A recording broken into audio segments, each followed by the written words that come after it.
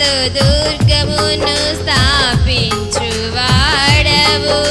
శృంగధ్వనులతో సైన్యము నడిపించువాడవు నీవే నీ యందు ధైర్యమును నే పొందుకొనేదను మరణము గెలచిన బహుధీరుడా నీ యందు ధైర్యమును నే పొందుకొనేదను మరణము గెలచిన బహుధీరుడా సర్వయుగములలో సజీవుడవు సరిపోల్చగలనా నీ సామర్థ్యమును కొనియాడదగినది నీ దివ్య తేజం నా ధ్యానం నా ప్రాణం నీవే కృపలతో రాజ్యమును స్థిరపరచు నీవు బహుతరములకు శోభాతిశయముగా చేసితివి నన్ను కృపలతో రాజ్యమును స్థిరపరచు నీవు బహుతరములకు శోభాతిశయముగా చేసితివి నన్ను నెమ్మది కలిగించని బాహుబలముతో శత్రువు అణచిన బహుశూరుడా నెమ్మది కలిగించని బాహుబలముతో శత్రువు నణచిన బహుశూరుడా సర్వయుగములలో సజీవుడవు సరిపోల్చగలనా నీ సామర్థ్యమును కొనియాడదగినది నీ దివ్య తేజం నా ధ్యానం నా ప్రాణం నీవే యేసయ్యా హల్లెలూయా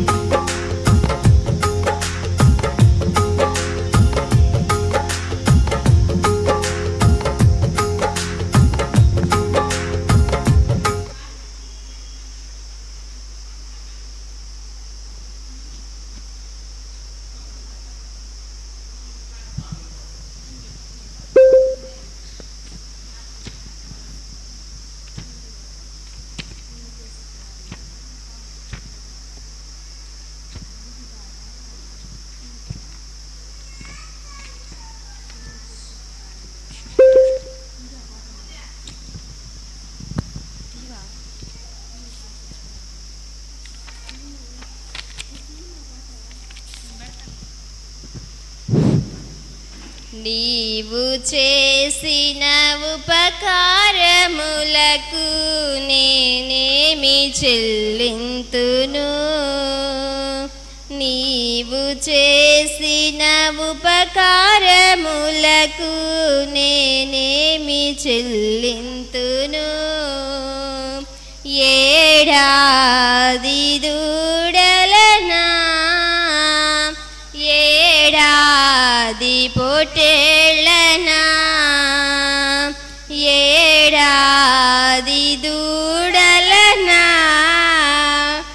ఏడాది పొట్టేళ్ళనా నీవు చేసిన ఉపకారములకు నేనేమి చెల్లింతును ఏడాది దూడలనా ఏడాది పొట్టేళ్ళనా వేలాది నదులంత విస్తార తైలము నీకిచ్చిన చాలునా వేలాది నదులంత విస్తార తైలము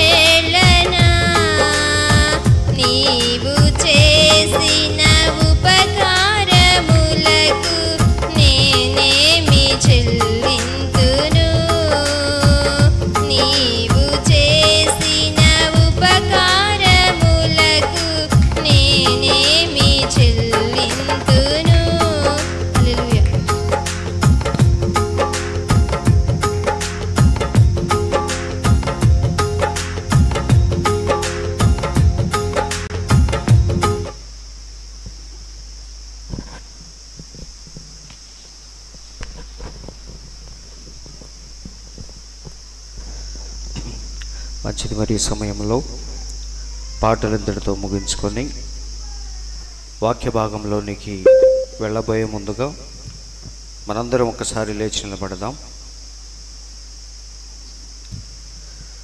మనందరం లేచి నిలబడి కొద్ది నిమిషాలు మన దేవునికి స్తుతులు చెల్లించుకుందాం.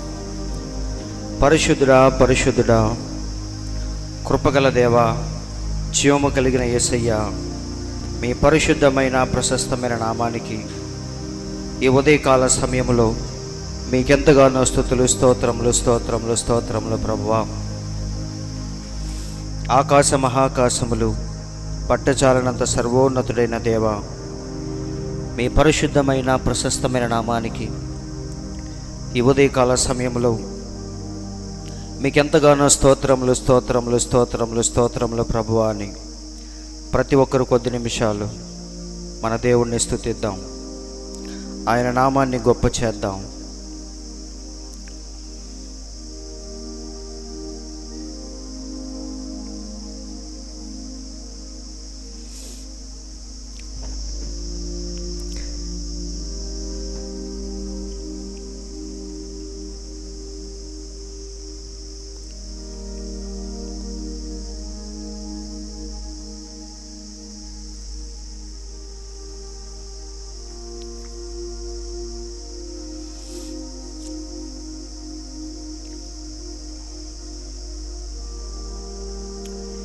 ప్రతి ఉదయమునా నీ కృపలో నేను ఉల్లసింతునే, నీ రక్తాభిషేకము నిండెనే నా ప్రాణాత్మ శరీరమును. ప్రతి ఉదయమునా నీ కృపలో నేను ఉల్లసింతునే, నీ రక్తాభిషేకము నిండెనే నా ప్రాణాత్మ శరీరమును. నా విమోచన గానము నీవే, నా రక్షణ శృంగము నీవే, నా విమోచన గానము నీవే, నా రక్షణ శృంగము నీవే. పాడనా మౌనముగానే స్తుతి కీర్తన,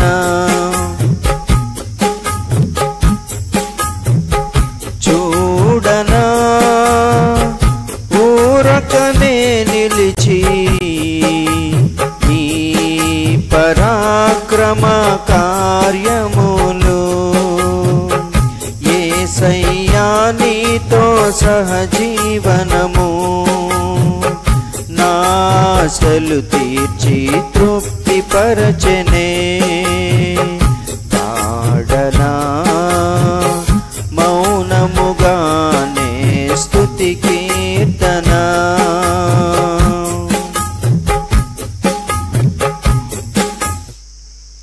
మంచిది. మనందరం అలాగే దేవునికి స్తుతులు చెల్లిస్తూ ఉండగా పరిశుద్ధ గ్రంథంలో నుండి మత్తయి సువార్త 15వ అధ్యాయము 21 నుంచి కొన్ని మాటలు చూద్దాం. మత్తయి సువార్త 15వ అధ్యాయము 21 నుంచి. యేసు అక్కడి నుండి బయలుదేరి తూరు సీదోనుల ప్రాంతములకు వెళ్ళగా, ఇదిగో ఆ ప్రాంతముల నుండి కనాను స్త్రీ ఒకటి వచ్చి, ప్రభువా, దావీదు కుమారుడా, నన్ను కరుణింపుము, నా కుమార్తె దయ్యము పట్టి బహు బాధపడుచున్నదని కేకలు వేసెను. అందుకైన ఆమెతో ఒక్క మాట అయినను చెప్పలేదు. అప్పుడు ఆయన శిష్యులు వచ్చి, ఈమె మన వెంబడి వచ్చి కేకలు వేయుచున్నది గనుక ఈమెను పంపివేయుమని ఆయనను వేడుకొనగా, ఆయన ఇశ్రాయేలు ఇంటివారై నశించిన గొర్రెల యొద్దకే గాని మరి ఎవరి యొద్దకును నేను పంపబడలేదనెను.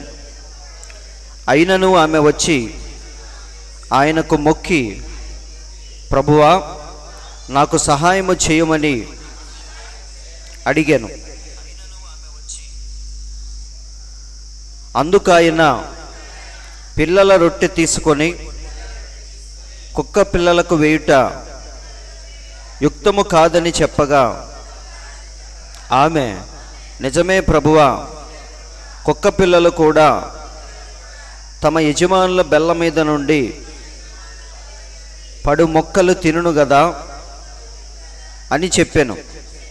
అందుకు యేసు, అమ్మా, నీ విశ్వాసము గొప్పది, నీవు కోరినట్టే నీకు అవునుగాక అని ఆమెతో చెప్పెను. ఆ గడియలోనే ఆమె కుమార్తె స్వస్థత పొందెను. చాలని చిన్న ప్రార్థన. పరిశుద్ధుడా, కృపగల దేవ, జీవము కలిగిన యేసయ్య, మీకు స్తోత్రములు తండ్రి. ఈ ఉదయకాల సమయంలో మమ్మల్ని ప్రేమించి మీ పాద సన్నిధికి మమ్మల్ని నడిపించినందుకు స్తోత్రములు ప్రభువా. ఈ లోకములో ఎంతోమంది గొప్పవారు, గనులు, మాకంటే తండ్రి యోగ్యత కలిగిన వారు ఉండగా వారందరినీ కాదని మమ్మల్ని ఎన్నుకున్నందుకు స్తోత్రములు ప్రభువా. మేము పాడిన పాటల ద్వారా మహిమ పొందారు. ఇప్పుడు చదవబడిన వాక్యాన్ని ఉద్దేశించి కొద్ది నిమిషాలు తండ్రి ఏ హృదయానికి ఏ వాక్యము కావాలో అది నీవే స్వయముగా మాతో మాట్లాడమని, ఆ మాటల ద్వారా మేము ఎలా జీవించాలో నేర్చుకునే కృపను మాకు దయచేయమని, కొద్ది నిమిషాలు తండ్రి ఈ సమయాన్ని మా అందరికీ ఆశీర్వాదకరముగా మార్చమని, మీరే మా మధ్య సంచరించి మీ ప్రసన్నతను అనుభవించే కృపను మాకు దయచేయమని, మా ప్రభు అయిన యేసుక్రీస్తును ఎంతో శ్రేష్టమైన మీ నామములో ప్రార్థించి అడుగుచున్నాము తండ్రి, ఆమేన్. దయచేసి అందరూ కూర్చోండి.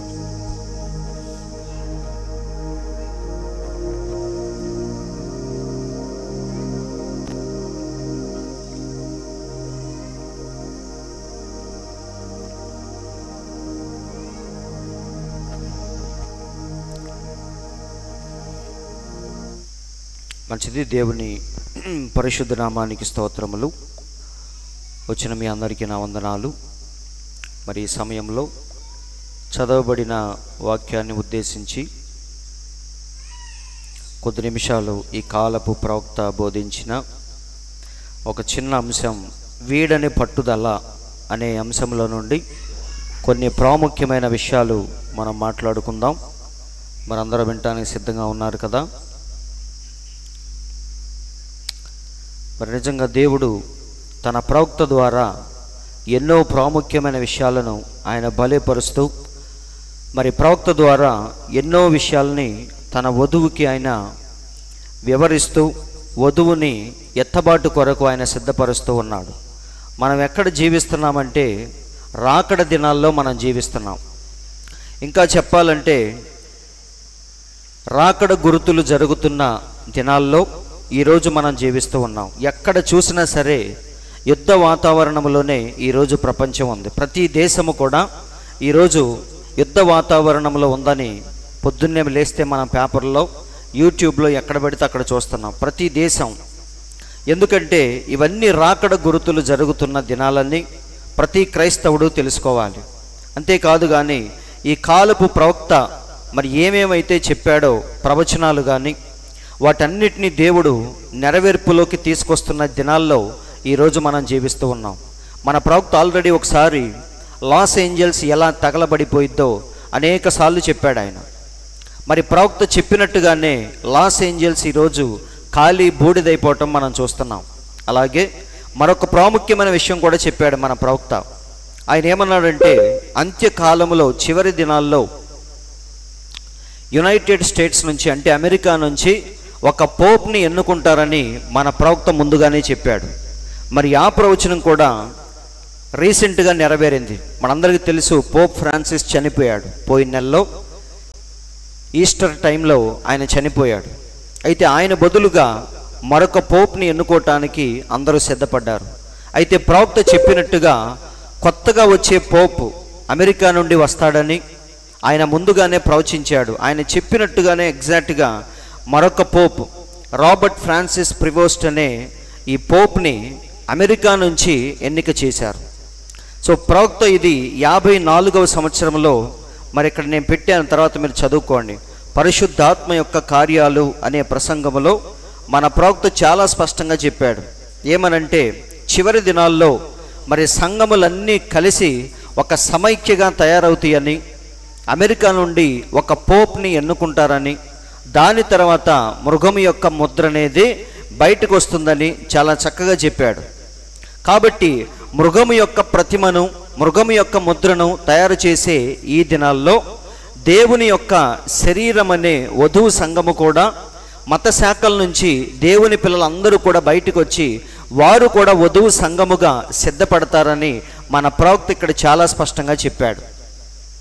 కాబట్టి ఇవన్నీ చూస్తున్నప్పుడు మనకు అర్థమవుతుంది ఏంటంటే, దేవుడు తన ప్రవక్త ద్వారా 7వ కాలపు దూత ద్వారా ఏ విషయాలైతే ముందుగా చెప్పాడో అవన్నీ కూడా దేవుడు త్వరగా నెరవేర్పులోకి తీసుకొస్తూ ఉన్నాడు.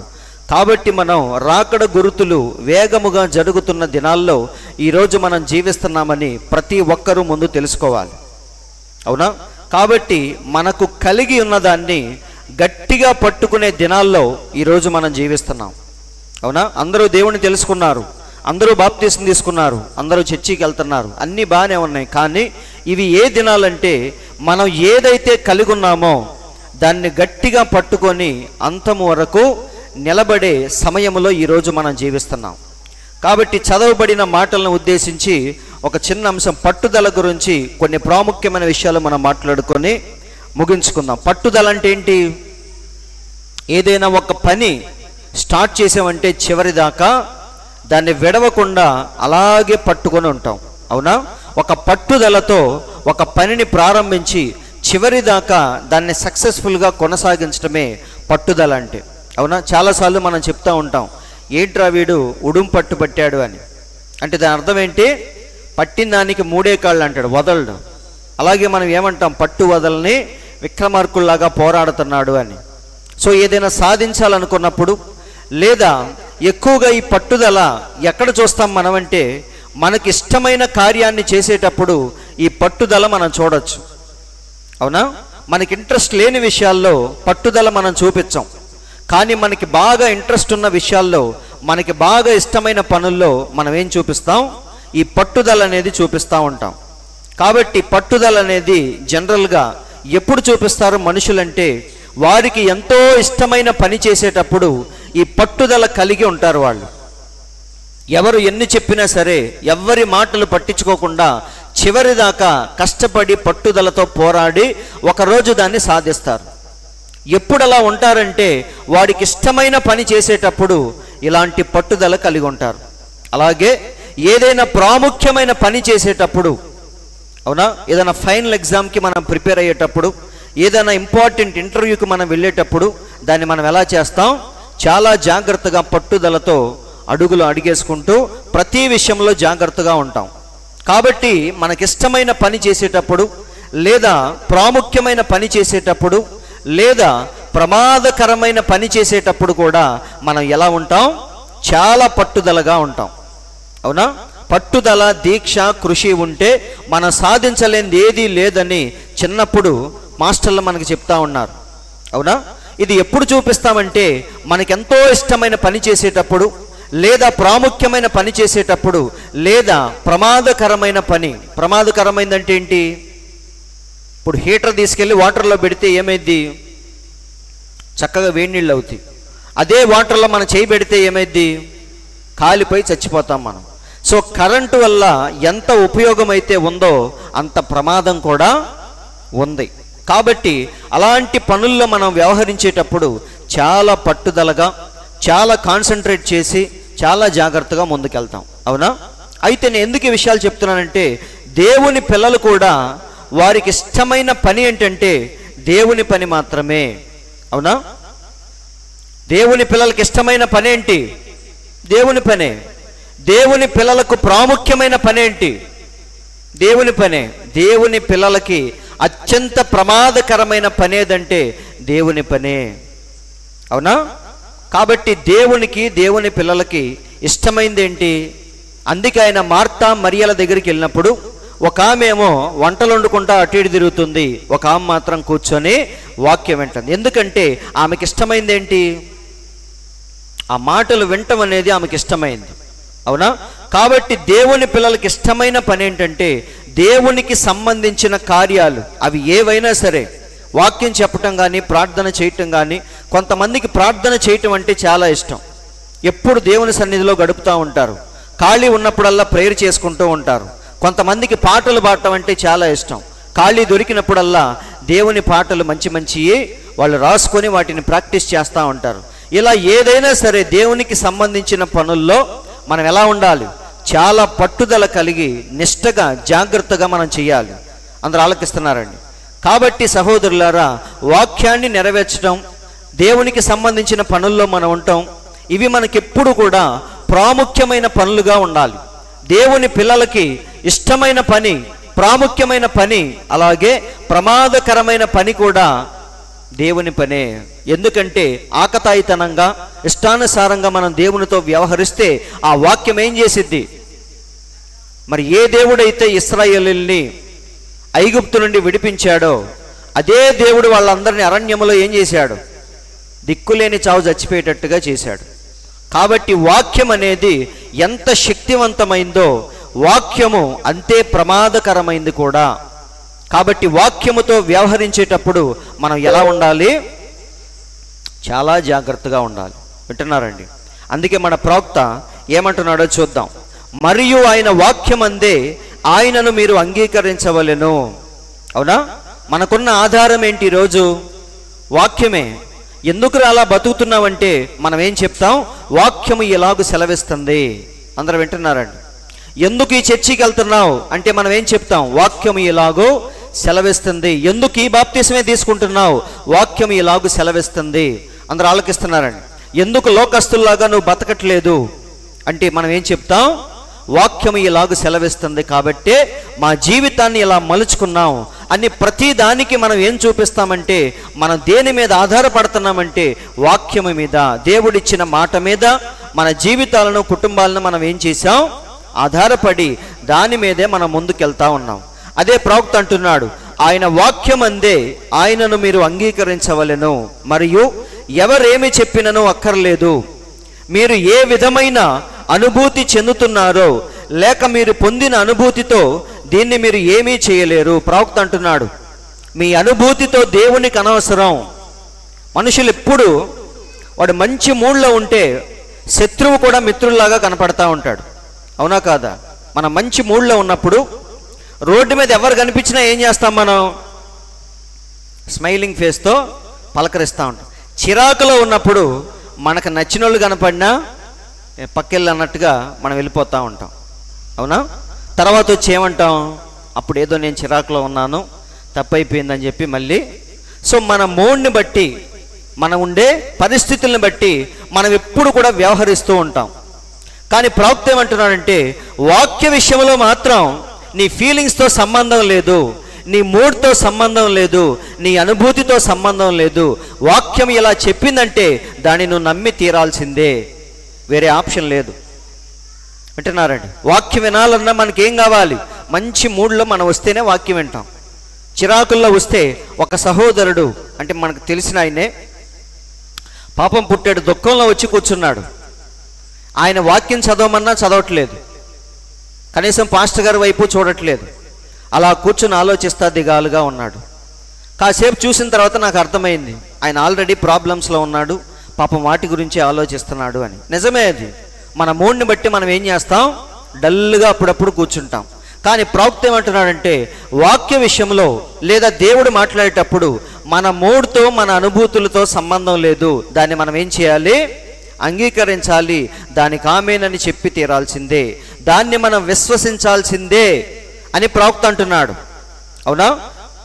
ఇక్కడ చూడండి, మీరు ఏ విధమైన అనుభూతి చెందుతున్నారో లేక మీరు పొందిన అనుభూతితో దీన్ని మీరు ఏమీ చేయలేరు. యేసు ఎన్నడూ కూడా ఈ విధముగా అడగలేదు. దేవుడు ఎప్పుడు కూడా దాన్ని నువ్వు స్పర్శించగలిగావా అని ఎప్పుడు కూడా అడగలేదు. దాన్ని నువ్వు ఫీల్ అయ్యావా అని దేవుడు ఎప్పుడు చెప్పడంట. అంటున్నారండి. కానీ ఏమడిగాడు ఆయన? దాన్ని మీరు నమ్ముచున్నారా అని మాత్రమే అడిగాడు. రక్తస్రావము కలిగిన స్త్రీతో దేవుడు ఏమని చెప్పాడు? అమ్మా, నీ విశ్వాసమే నిన్ను స్వస్థపరిచింది. నమ్ముట నీ వలనైతే నమ్మువానికి సమస్తము సాధ్యమే. ఇలా దేవుడు ప్రతి ఒక్కరిని ఎక్కడ తీసుకొచ్చాడంటే విశ్వాసము వైపు, నమ్మకం వైపే నడిపించాడు తప్ప అనుభూతుల వైపు నడిపించలేదు ఆయన. దాన్ని ఫీల్ అయ్యావా, దాన్ని అనుభూతి చెందావా అని మన దేవుడు అడగలేదంట. కానీ ఏమడిగాడు ఆయన? దాన్ని నువ్వు నమ్మావా? అవునా? లాజర్ని బ్రతికించడానికి వచ్చాడు మన దేవుడు.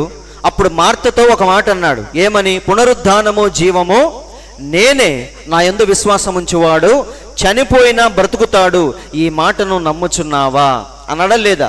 అంతేగాని దాన్ని ఫీల్ అవుతున్నావా అని అడిగాడా? లేదు. అప్పుడు మార్త ఏమంది? నిజమే ప్రభువా, నీవు సజీవుడైన దేవుని కుమారుడవగు క్రీస్తు అని ఎప్పుడైతే చెప్పిందో అప్పుడు దేవుడు టకటక వెళ్ళి లాజర్ని బ్రతికించాడు. కాబట్టి వాక్యము విషయంలో మనం ఎప్పుడు కూడా మన యొక్క హావభావాలు, మన యొక్క పరిస్థితులు, మన యొక్క మూడ్ని పక్కన పెట్టి వాక్యాన్ని మనం ఎలా స్వీకరించాలి? ఉన్నది ఉన్నట్టు దేవుడు చెప్పినట్టే దాన్ని మనం విశ్వసించాలి, దానికి ఆమేనని చెప్పాలి, దాన్ని స్వీకరించాలి. అందరూ ఆలకిస్తున్నారా? ఇక్కడ చూడండి, ఇంగ్లీష్లో ఇంకా ప్రవక్త క్లియర్గా చెప్తున్నాడు. Jesus never did say did you feel it. ఏమంటున్నాడు? నువ్వు ఫీల్ అయ్యావా అని దేవుడు ఎప్పుడు అడగలేదు. కానీ ఏమన్నాడు? He said did you believe it. కేవలం నువ్వు నమ్మావా అని మాత్రమే అడుగుతున్నాడు తప్ప నువ్వు ఫీల్ అయ్యావా, అనుభూతి చెందావా అని దేవుడు అడగట్లేదు. కాబట్టి వాక్యాన్ని మనం ఏం చేయాలి? అందుకే ఏమన్నది? వినుట వలన ఏమొచ్చింది? విశ్వాసం వచ్చింది. ముందు నువ్వు వినాలి, దాని తర్వాత నీలో విశ్వాసం అనేది వచ్చింది. దాని తర్వాత విశ్వాసానికి తగిన క్రియలు మనం కనపరచాలి. మరియు ఆయన, ఇది ఆల్రెడీ మనం చదివాం.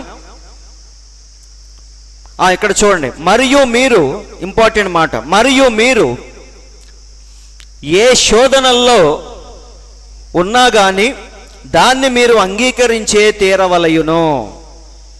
అర్థమైందా? ఏమంటున్నాడు ఆయన?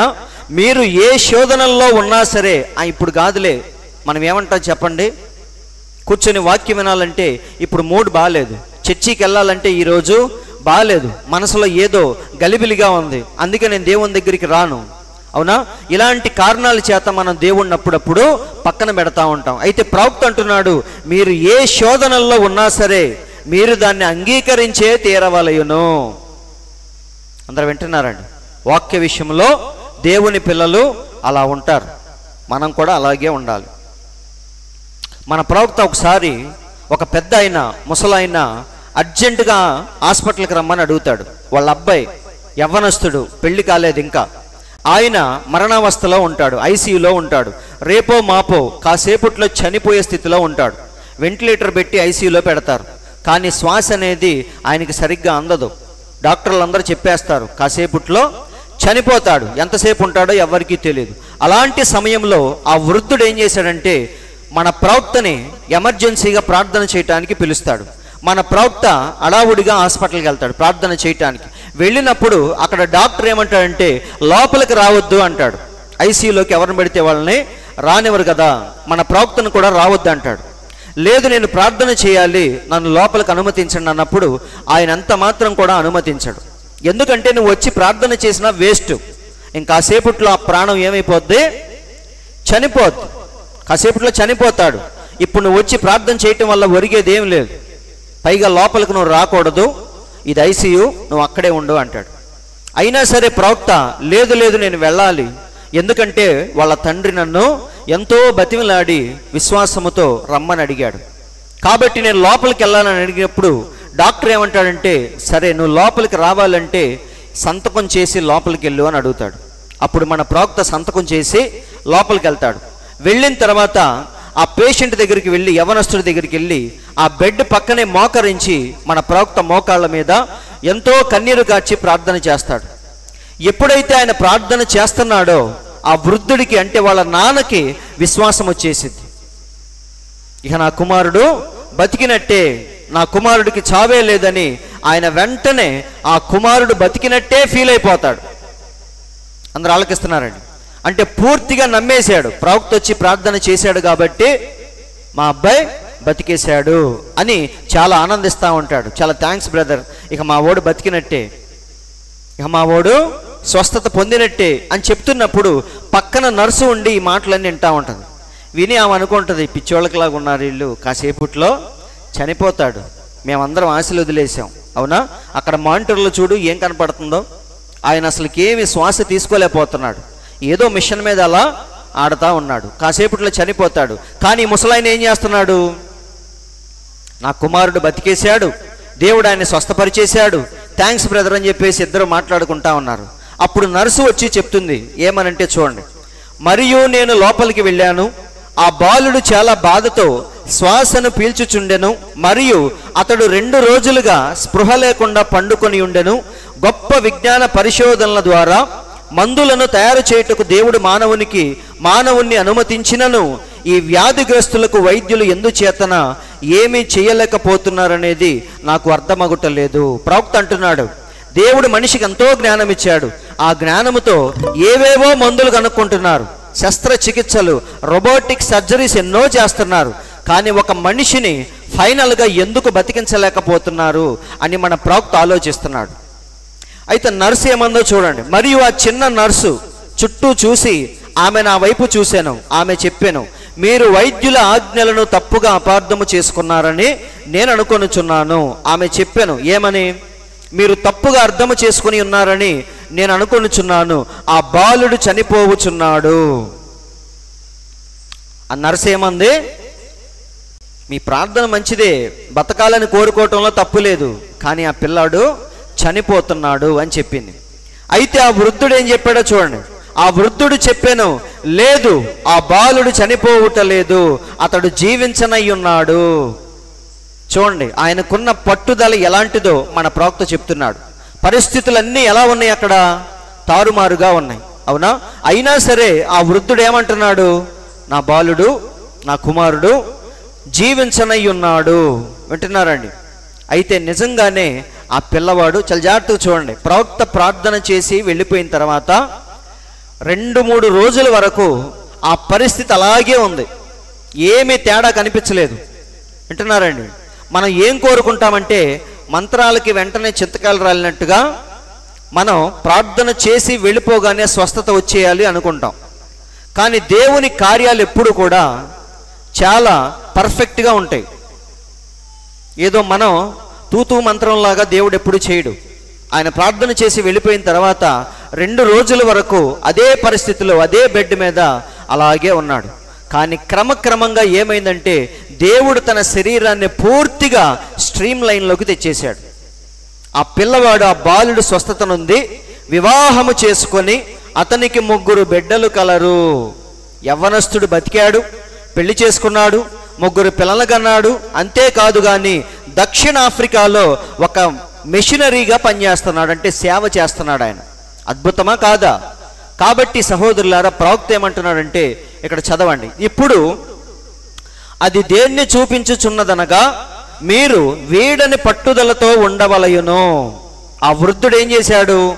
ఏది ఏమైనా సరే, నర్సు ఏం చెప్పినా, డాక్టర్ ఏం చెప్పినా దేవుని యందు విశ్వాసం ఉంచాడు. ప్రవక్త వచ్చి ప్రార్థన చేశాడు, ఇక నా కుమారుడు బతికేశాడు అని నమ్మేశాడు ఆయన. ఇంకా 2 రోజుల వరకు అలాగే ఉన్నాడు, కానీ విశ్వాసములో మాత్రం సన్నగిల్లిపోలేదు. అవునా? అబ్రహాము కూడా 25 సంవత్సరాలు ఒకే మనసుతో ఉన్నాడు ఆయన. బైబిల్లో క్లియర్గా రాయబడింది, రోమీలకు రాసిన పత్రికలో పౌలు అంటున్నాడు, ఏమని? విశ్వాసమునందు బలహీనుడు కాక. బలహీనుడు అవ్వలేదు ఆయన. అవునా? అది చదువుకొని మీకు అర్థమైంది. 4వ అధ్యాయంలో పౌలు చెప్తా ఉంటాడు, 25 సంవత్సరాలు ఆయన ఎదురు చూశాడు, ఎన్నడూ విశ్వాసములో బలహీనుడు అవ్వలేదు, అయితే బలము పొందాడు ఆయన. అందరూ ఆలకిస్తున్నారండి. కాబట్టి అది దేన్ని చూపించుచున్నదనగా మీరు వీడని పట్టుదలతో ఉండవలయును. ఆ దీన పరిస్థితి యందు కూడా ఆ వృద్ధుడిని ఏది కదిలించలేకపోయింది. వింటున్నారండి? అది అలాంటి విశ్వాసం ఈరోజు మనం కూడా కలిగి ఉండాలని, అలాంటి పట్టుదల ఈరోజు మనం కూడా కలిగి ఉండాలని మన ప్రవక్త మనల్ని హెచ్చరిస్తున్నాడు. ఆయన ఒక్కడే కాదండి, ఆ వృద్ధుడు మాత్రమే కాదు, మన ప్రవక్త మాత్రమే కాదు. ఆది కాండము నుండి మనం చూసుకుంటూ వస్తే దేవుని పిల్లలందరూ కూడా దేవుని విషయంలో మాత్రం అలాంటి పట్టుదలతో ఉన్నారు. అవునా?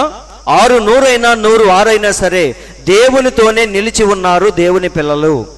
మంచి ఉదాహరణ మన ప్రవక్త అంటున్నాడు, నోవాహుకి ఎవరు చెప్పారు జలప్రళయం వచ్చిద్దని? వార్తల్లో చూసి తెలుసుకోలేదు, ఆయన యూట్యూబ్లో చూసి తెలుసుకోలేదు, స్వయంగా దేవుడే చెప్పాడు. ఏమని? జలప్రళయం రాబోతుంది, నీ కోసం నీ ఇంటి కోసం ఒక ఓడను సిద్ధం చేసుకో అని. ఇక ఆ మాటను పట్టుకొని 120 సంవత్సరాలైన వాక్యం చెప్పాడు, ఓడను సిద్ధపరిచాడు. అయితే ఊరోళ్ళందరూ వచ్చి ఆయన ఏం చేస్తున్నారు? ప్రతిరోజు ఊరోళ్ళందరూ వచ్చి ఒకటే హేళన చేయటం. నోవాకి బుద్ధి లేదు, పైన అసలు నీళ్లే లేవు, పైగా ఏమంటున్నాడు? ప్రపంచమే మునిగిపోయేంత ప్రళయం వచ్చిద్ది పైనుంచి అంటున్నాడు. ఇది నమ్మశక్యముగా లేదు. పోనీ కట్టుకుంటున్నాడు, వాడు ఎక్కడ కట్టాలి? సముద్ర తీరంలో ఎక్కడన్నా కట్టాలి, కానీ కొండల మధ్య కడుతున్నాడు. కాబట్టి ఇదంతా చూడటానికి ఎలా ఉంది? వెర్రితనంగా ఉంది. కాబట్టి నోవాహు ఒక వెర్రివాడని ఈ లోకం ముద్ర వేసింది. అయినా సరే నోవాహులో ఏముందంటే, ప్రవక్త అంటున్నాడు, వీడని పట్టుదల ఆయనలో ఉంది. కాబట్టి ఎవరు ఎన్ని చెప్పినా సరే ఆయన ఏం చేస్తున్నాడు? చితి సారకపు చెక్కతో ఓడ కట్టుకుంటున్నాడు. దేవుడు చెప్పినట్టుగా కీలు పోస్తున్నాడు, దేవుడు చెప్పినట్టుగా కిటికీ పైన పెట్టాడు. అందుకే బైబిల్లో ఏమనుందో తెలుసా? నోవాహు అట్లు చేశాను, దేవుడు చెప్పినది యావత్తూ చేశాను. అవునా? కొంచెం కొంచెం చేసి విడిచిపెట్టలేదు. అలా ప్రతి పాయింట్ మిస్ అవ్వకుండా చేయాలంటే మనిషిలో ఏముండాలంటే లోపల ఒక వేడని పట్టుదల వాళ్ళు ఉంటే తప్ప అట్లా చేయలేడు. నిజమండి. ఫస్ట్ ర్యాంక్ రావాలంటే పిల్లాడు ఏం చేయాలి? కాసేపు ఆడుకొని కాసేపు చదివితే వాడికి ఫస్ట్ ర్యాంక్ ఎప్పుడూ రాదు. వాడు ప్రతిరోజు ప్రతిసారి పుస్తకాలు ముందేసుకొని చదువుతూనే ఉండాలి, చివరి దాకా. మళ్ళీ పరీక్షలు అయిపోయేంత వరకు అలాంటి పట్టుదలతో ఎప్పుడైతే ఉంటాడో అప్పుడు మాత్రమే ఫస్ట్ ర్యాంక్ వచ్చింది వాడికి. అలాగే దేవుని పిల్లలు దేవునికి సంబంధించిన విషయాల్లో మళ్ళీ అలాంటి పట్టుదల కలిగి ఉంటారని మన ప్రవక్త చెప్తున్నాడు. నోవాహు గురించి ఏమన్నాడో చూడండి. నోవాహు దేవుని యొద్ద నుండి వినిన తరువాత వీడని పట్టుదలతో ఉండెను. ఒక ఓడను కట్టమని దేవుని యొక్క వాక్యము అతనికి ఆజ్ఞాపించుటను అతడు వినగానే అతడు ఓడను కట్టుటకు ప్రారంభించెను. దాని నిమిత్తమై ఎవరెన్ని మాటలు మాట్లాడినను, దాన్ని గురించి ఎవరేమి అనుకున్నప్పటికీ దేవుడు అతనికి చెప్పిన కార్యమందే నోవాహు తన దృష్టిని కేంద్రీకరించి ఆ పనిని పట్టుదలతో చేసి ముగించెను. చివరి లైన్ చూడండి. ఆయన ఏం చేశాడు? ఎవరు ఏమి చెప్పినా సరే దేవుడు అతనికి చెప్పిన కార్యమందే నోవాహు తన దృష్టిని కేంద్రీకరించి ఆ పనిని పట్టుదలతో చేసి ముగించెను. సగం చేసి, ప్రభువా 3 అంతస్తులు కట్టమన్నావు, 1 అంతస్తు కట్టడానికే నా స్తోమత, ఇంతకు మించి నేను కష్టపడలేను, నీకు చేతనైతే కాపాడు, లేకపోతే మమ్మల్ని అందరినీ చంపేయి అని మధ్యలో వదిలేలేదు ఆయన. అది ఎంత కష్టమో ఎవరికి తెలియదు. కానీ 120 సంవత్సరాలు అయినా వేడని పట్టుదలతో ఆ ఓడను కడుతూనే ఉన్నాడు. కట్టి కట్టి కట్టి లాస్ట్లో దాన్ని ముగించాడా? మధ్యలో వదిలేశాడా? ముగించాడు. ముగించాలంటే లోపలేముండాలి? ఆ వేడని పట్టుదల ఉంటేనే నువ్వు ఆ పని చేయగలవు. అందుకే ఆది కాండంలో ఏమనుందో చూడండి. 6:22లో నోవాహు అట్లు చేశాను, దేవుడు అతనికి ఆజ్ఞాపించిన ప్రకారము. యావత్తు అంటే ఏంటి? దేవుడు చెప్పిన లిస్టు మొత్తం దగ్గర పెట్టుకొని చెక్ లిస్ట్ అన్నీ పూర్తి చేశాడు. 300 మూరలు పెట్టమన్నాడు, ఓకే. ఎత్తు 30 మూరలు పెట్టమన్నాడు, ఓకే. వెడల్పు 50 మూరలు పెట్టమన్నాడు, ఓకే. చితిసారకపు చెక్కతోనే కట్టమన్నాడు, ఎక్కడ చెక్క మిస్ అవ్వకుండా మొత్తం దాంతో కట్టి. లాస్ట్లో ఏం పూయమన్నాడు? కీలు పూయమన్నాడు, పూశాను. కిటికీ పైన పెట్టమన్నాడు, పెట్టాను. అన్నిటినీ జతలు జతలుగా లోపలికి రమ్మని చెప్పాడు, అన్ని లోపలికి వచ్చినాయి. వింటున్నారండి? ఇట్లా చెక్ లిస్ట్ దగ్గర పెట్టుకొని మొత్తం ఆయన ఏం చేశాడు? దేవుడు చెప్పినది యావత్తూ చేశాను. వింటున్నారండి? అందులో చాలా ఉన్నాయి, ఏది మిస్ అవనీలా. ఎందుకో తెలుసా? లోపల ఏముంది? పోయిన వారం చేసిన ప్రసంగం గుర్తు చేసుకోండి. దేవుడు తన పిల్లల్ని పుట్టించేటప్పుడే ఆ ప్రత్యేకమైన గుణలక్షణాలతో దేవుడు పుట్టిస్తాడు. అందుకే లోకం కోసం పట్టుదలగా ఉండడు, సంపాదించే విషయంలో పట్టుదలగా ఉండడు. కానీ దేవుని విషయంలో మాత్రం ఒక వేడని పట్టుదలతో వాడు కార్యనిర్వహణలో ఉంటాడు. అది పూర్తయ్యే వరకు నిద్రపోడు. అలాగే నోవహు కూడా ఓడ పూర్తయ్యే వరకు విశ్రమించలేదు. కాబట్టి సహోదరులారా, ఇలా మనం చూసుకుంటూ వెళితే బైబిల్ అంతా అలాంటి వాళ్ళే కనిపిస్తారు. ఇక్కడ మోషే కూడా మనం చూస్తే 40 ఏళ్ళప్పుడు పారిపోయాడు. కానీ 80 ఏళ్ళప్పుడు ఎప్పుడైతే దేవుణ్ణి కళ్ళారా చూశాడో, ఇప్పటిదాకా దేవుణ్ణి కళ్ళారా చూడలేదు ఆయన, కథలుగా వెంటనే. చిన్నప్పుడు వాళ్ళ అమ్మ చెప్పింది, పెరిగి పెద్ద అయిన తర్వాత ఇశ్రాయేలీయులు చెప్పారు. ఇప్పుడు డైరెక్ట్గా ఆయనే చూశాడు. ఎవరిని చూశాడు? అబ్రహాము దేవుణ్ణి, ఇస్సాకు దేవుణ్ణి, యాకోబు దేవుణ్ణి కన్నులారా ఎప్పుడైతే చూశాడో అప్పుడు ఆయనకి ఫుల్ క్లారిటీ వచ్చింది. ఇప్పటిదాకా కొన్ని డౌట్లు ఉన్నాయి. ఏమని? నేనేమో కారణ జన్ముండని మా అమ్మ చెప్పింది, నేనేమో అన్నీ వదిలేసి ఇక్కడ కూర్చొని గొర్రెలు కాచుకుంటా కూర్చున్నాను. మరి నా జీవితంలో ఎప్పుడు అది జరిగేది? ఈ లోపు నేను పోయేటట్టున్నాను అని ఆలోచిస్తున్న సమయంలో దేవుడు చేంజ్ చేశాడు. అసలు ఎందుకు పుట్టాడో దేవుడు ఎప్పుడైతే వచ్చి కన్ఫర్మేషన్ ఇచ్చాడో ఇప్పుడు ఆయనకి ఏమైంది? ఒక నిశ్చయత అనేది దొరికింది. అందరూ ఆలోచిస్తున్నారు. లోకములో ఎవ్వరూ ఇవ్వలేనంత నిశ్చయత వాక్యము మాత్రమే మనకిచ్చిద్ది. అది నిజమండి. ఎవడైనా వచ్చి నీకేం భయం లేదు, 10 లక్షలు నేను ఇస్తా అని చెప్తాడు. కానీ ఇచ్చేదాకా నమ్మకాలు లేవు. నేను లోన్కి అప్లై చేసేటప్పుడు ప్రతి లోను చివరి దాకెళ్ళి అక్కడ రిజెక్ట్ అయిపోయేది. కానీ చెప్పేటప్పుడు ఎలా చెప్తారంటే వచ్చేసినట్టే చెప్పేవాళ్ళు.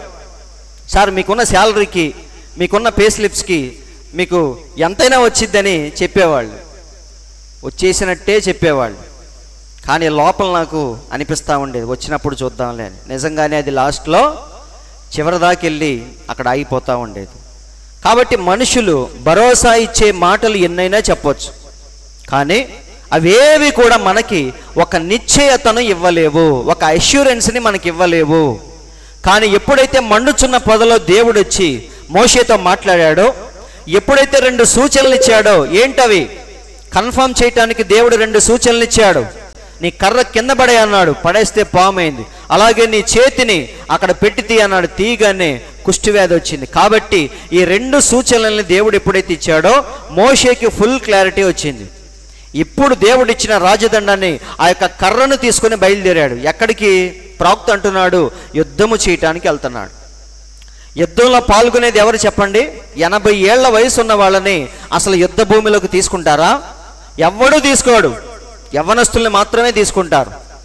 ఒక యవ్వనస్తుడు చనిపోయాడా లేదా? మొన్న ఇండియా పాకిస్తాన్ యుద్ధంలో ఒక ఆయన పాపం వీర మరణాన్ని పొందాడు.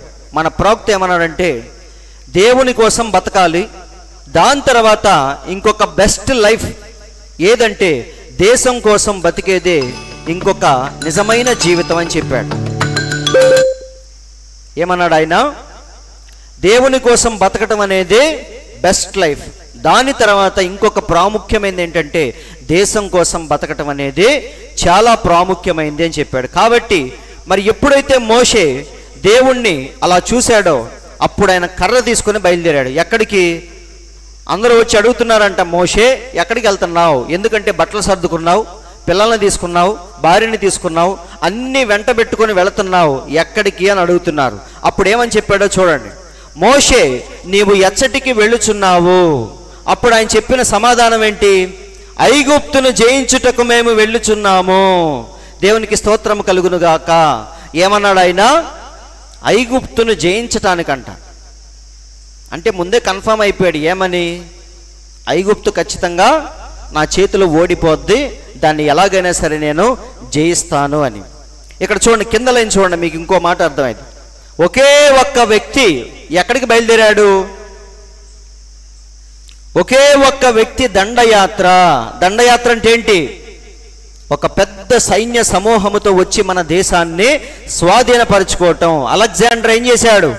మన దేశాన్ని స్వాధీనం చేసుకున్నాడా లేదా? కాబట్టి అది దండయాత్ర అంటే. కానీ ఇక్కడ మోషే ఒకే ఒక్కడ బయలుదేరాడు. దేనికి? ఐగుప్తు మీద దండయాత్రకు బయలుదేరాడు. కాబట్టి ఇది వినటానికి చూడటానికి చాలా విడ్డూరంగా ఉంది. కానీ ఇదే జరిగింది అక్కడ, నిజ జీవితంలో ఇదే జరిగింది అక్కడ.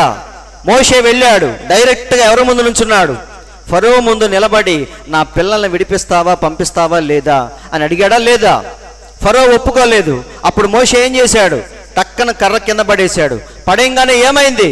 పామైంది. వెంటనే ఎన్నో ఎంబ్రేలు వచ్చారు, వాళ్ళు కూడా కర్రలు కింద పడేశారు. అప్పుడు 2 పాములైనవి. ఆ 2 పాముల్ని చూడగానే మోషే పారిపోయాడా?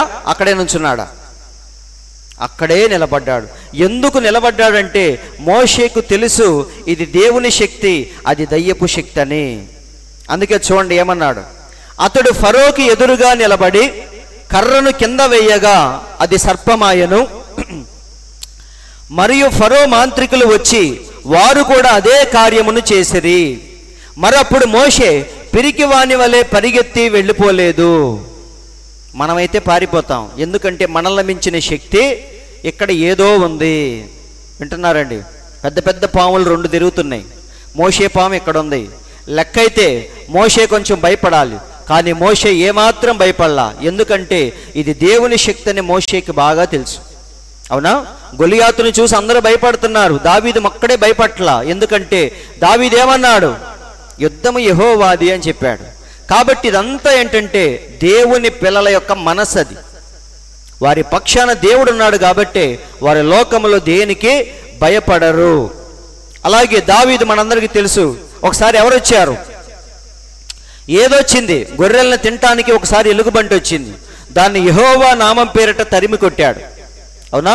లెక్కైతే దావీదు చిన్నవాడు, ఎర్రనివాడు. దానితో కలబడి దాన్ని చంపటానికి ఆయన శక్తి ఏమాత్రం సరిపోదు. కానీ బైబిల్లో మీరు చదువుకోండి, ఏ నామం పేరిట తరిమి కొట్టాడు దాన్ని? యెహోవా నామం పేరిట. అవునా? ఎందుకంటే అన్ని నామాల కంటే పైనామం కలిగినది యెహోవా. అంటే ఏంటి? యెహోవా నామం అంటే ఏ నామం? యెహోవా నామం అంటే యేసుక్రీస్తు నామమే. అవునా? ఎందుకంటే యెహోవా ఈరే అనగా అర్థం ఏంటి? సమకూర్చువాడు. అది ఎవరిలో నెరవేర్పు జరిగింది? యేసుక్రీస్తులో నెరవేర్పు జరిగింది. అవునా? యెహోవా రాఫా అంటే అర్థం ఏంటి? స్వస్థపరచువాడు. అది ఎవరిలో నెరవేర్పు జరిగింది? యేసుక్రీస్తులో నెరవేర్పు జరిగింది. ఆయన పొందిన దెబ్బల వలన ఈరోజు మనకి స్వస్థత. కాబట్టి ఆ పేర్లన్నీ ఎవరికి వర్తిస్తాయి అంటే యేసుక్రీస్తుకే వర్తిస్తాయి. అవునా? కాబట్టి దావీదు యెహోవా నామం పేరిట దాన్ని తరిమి కొట్టాడు. తర్వాత ఎవరు వచ్చారు? సింహం వచ్చింది. సింహాన్ని చూసి భయపడ్డాడా? భయపడలేదు. దానియేలు భయపడ్డాడా? సింహాల బోన్లో భయపడలేదు. ఎందుకంటే వారందరికీ తెలుసు వారితో ఉన్నవాడు లోకములో ఉన్నవాని కంటే గొప్పవాడు. కాబట్టి దావీదు దాన్ని మళ్ళీ యెహోవా నామం పేరిట తరిమి కొట్టాడు. వింటున్నారండి? ఇప్పుడు దావీదుకి అర్థమైపోయింది ఏమని? ఇక ఏదొచ్చినా సరే దేవుడే దాన్ని తరిమి కొడతాడు. అందుకే ఆయన ఏమంటున్నాడు తెలుసా? యెహోవా నా కాపరి, నాకు లేమి కలుగదు. పచ్చిక గల చోట్ల ఆయన నన్ను పరుండజేయుచున్నాడు. శాంతికరమైన జలముల యొద్దకు ఆయన నన్ను నడిపించుచున్నాడు అని ఏమంటున్నాడు తెలుసా? గాఢాంధకార లోయలో నేను సంచరించినా సరే ఏ అపాయము నా యొద్దకు రాదు. ఎందుకంటే ఆయన దుడ్డు కర్రయు ఆయన దండమును నన్ను ఆదుకొనును. ఒకసారి చూడండి 23:4 కీర్తనల గ్రంథం. గాఢాంధకారపు లోయలో నేను సంచరించినను ఏ అపాయమునకు భయపడను. ఎందుకంటే నీవు నాకు తోడయ్యుందువు, నీ దుడ్డు కర్రయు నీ దండమును నన్ను ఆదరించును. కాబట్టి ఆ ధైర్యముతో ఎక్కడికి వెళ్ళి నుంచున్నాడు? గొలియాతు ముందు నుంచున్నాడు. అది ఆయన ఫ్లాష్ బ్యాక్, ఆయన ట్రాక్ రికార్డ్. అది వింటున్నారండి? ఏదో ఉడుకునెత్తురుతో వచ్చేలా చాలా మంది ఉడుకునెత్తురులో ఏమంటారు? నేను ఆయన చంపేస్తా, వాడిని నరికేస్తా అంటా ఉంటారు. కానీ నిజంగా ఆ సిచ్యువేషన్ వచ్చినప్పుడు వాడే పారిపోతాడు. ఫస్ట్ వాడే పారిపోతాడు. అవునా కాదా? కానీ ఇక్కడ అలాంటి ఉక్రోషం కాదు దావీదు చూపిస్తుంది. వింటున్నారండి? నిజంగానే యుద్ధ భూమిలోకి వెళ్ళాడు, మధ్యలో నుంచున్నాడు. ఏంటి ఇలా వచ్చావంటే ఏమంటున్నాడు? ఆ సున్నతి లేని ఫిలిష్తీయుని నేను చంపుతా అంటున్నాడు. తెలిసి తెలియని మాటలేమో అనుకున్నాడు సౌలు. కానీ ఏమంటున్నాడు? రాజా, ఒకసారి ఇలాగే ఎలుగుబంటి వచ్చినప్పుడు నా దేవుని నామం పేరిట దాన్ని తరిమి కొట్టాను. సింహం వచ్చినప్పుడు కూడా దాన్ని తరిమి కొట్టాను. మరి ఆ రెండిటిని చంపిన నేను వీణెందుకు చంపలేను?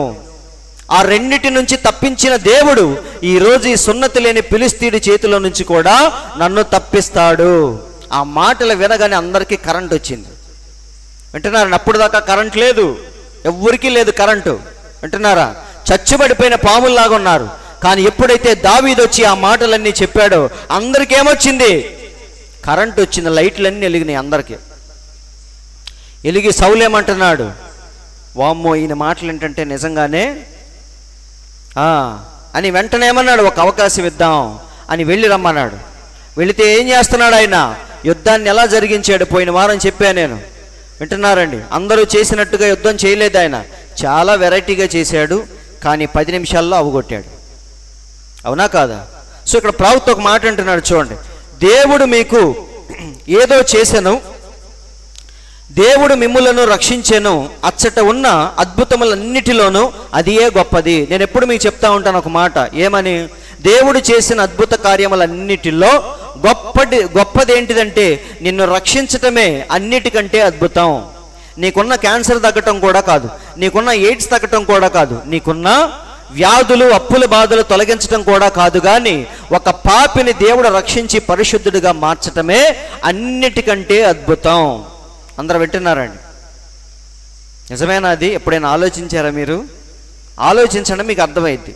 సో ప్రవక్త కూడా అంటున్నాడు, ఆయన మిమ్ములను రక్షించెను, అచ్చట ఉన్న అద్భుతములన్నిటికంటే అది ఏ గొప్పది. ఇంకో మాట అన్నాడు చూడండి, మరియు దేవుడు ఒక పాపపు జీవితము నుండి మీ యొక్క ఆత్మను రక్షించిన ఎడల క్యాన్సర్ను ఎంత సులభముగా స్వస్థపరచును. అవునా? భయంకరమైన పాపినే దేవుడు రక్షించినప్పుడు క్యాన్సర్ని తీసేయటం ఎంత సులువు దేవునికి. అవునా? నిన్ను రక్షించటానికి దేవుడు ఎంత కష్టపడ్డాడు తెలుసా? మానవుడిగా భూమి మీదకి వచ్చాడు, శిలువ మరణాన్ని ఎదుర్కొన్నాడు, చనిపోయి 3వ రోజున తిరిగి లేచి మనల్ని రక్షించాడు.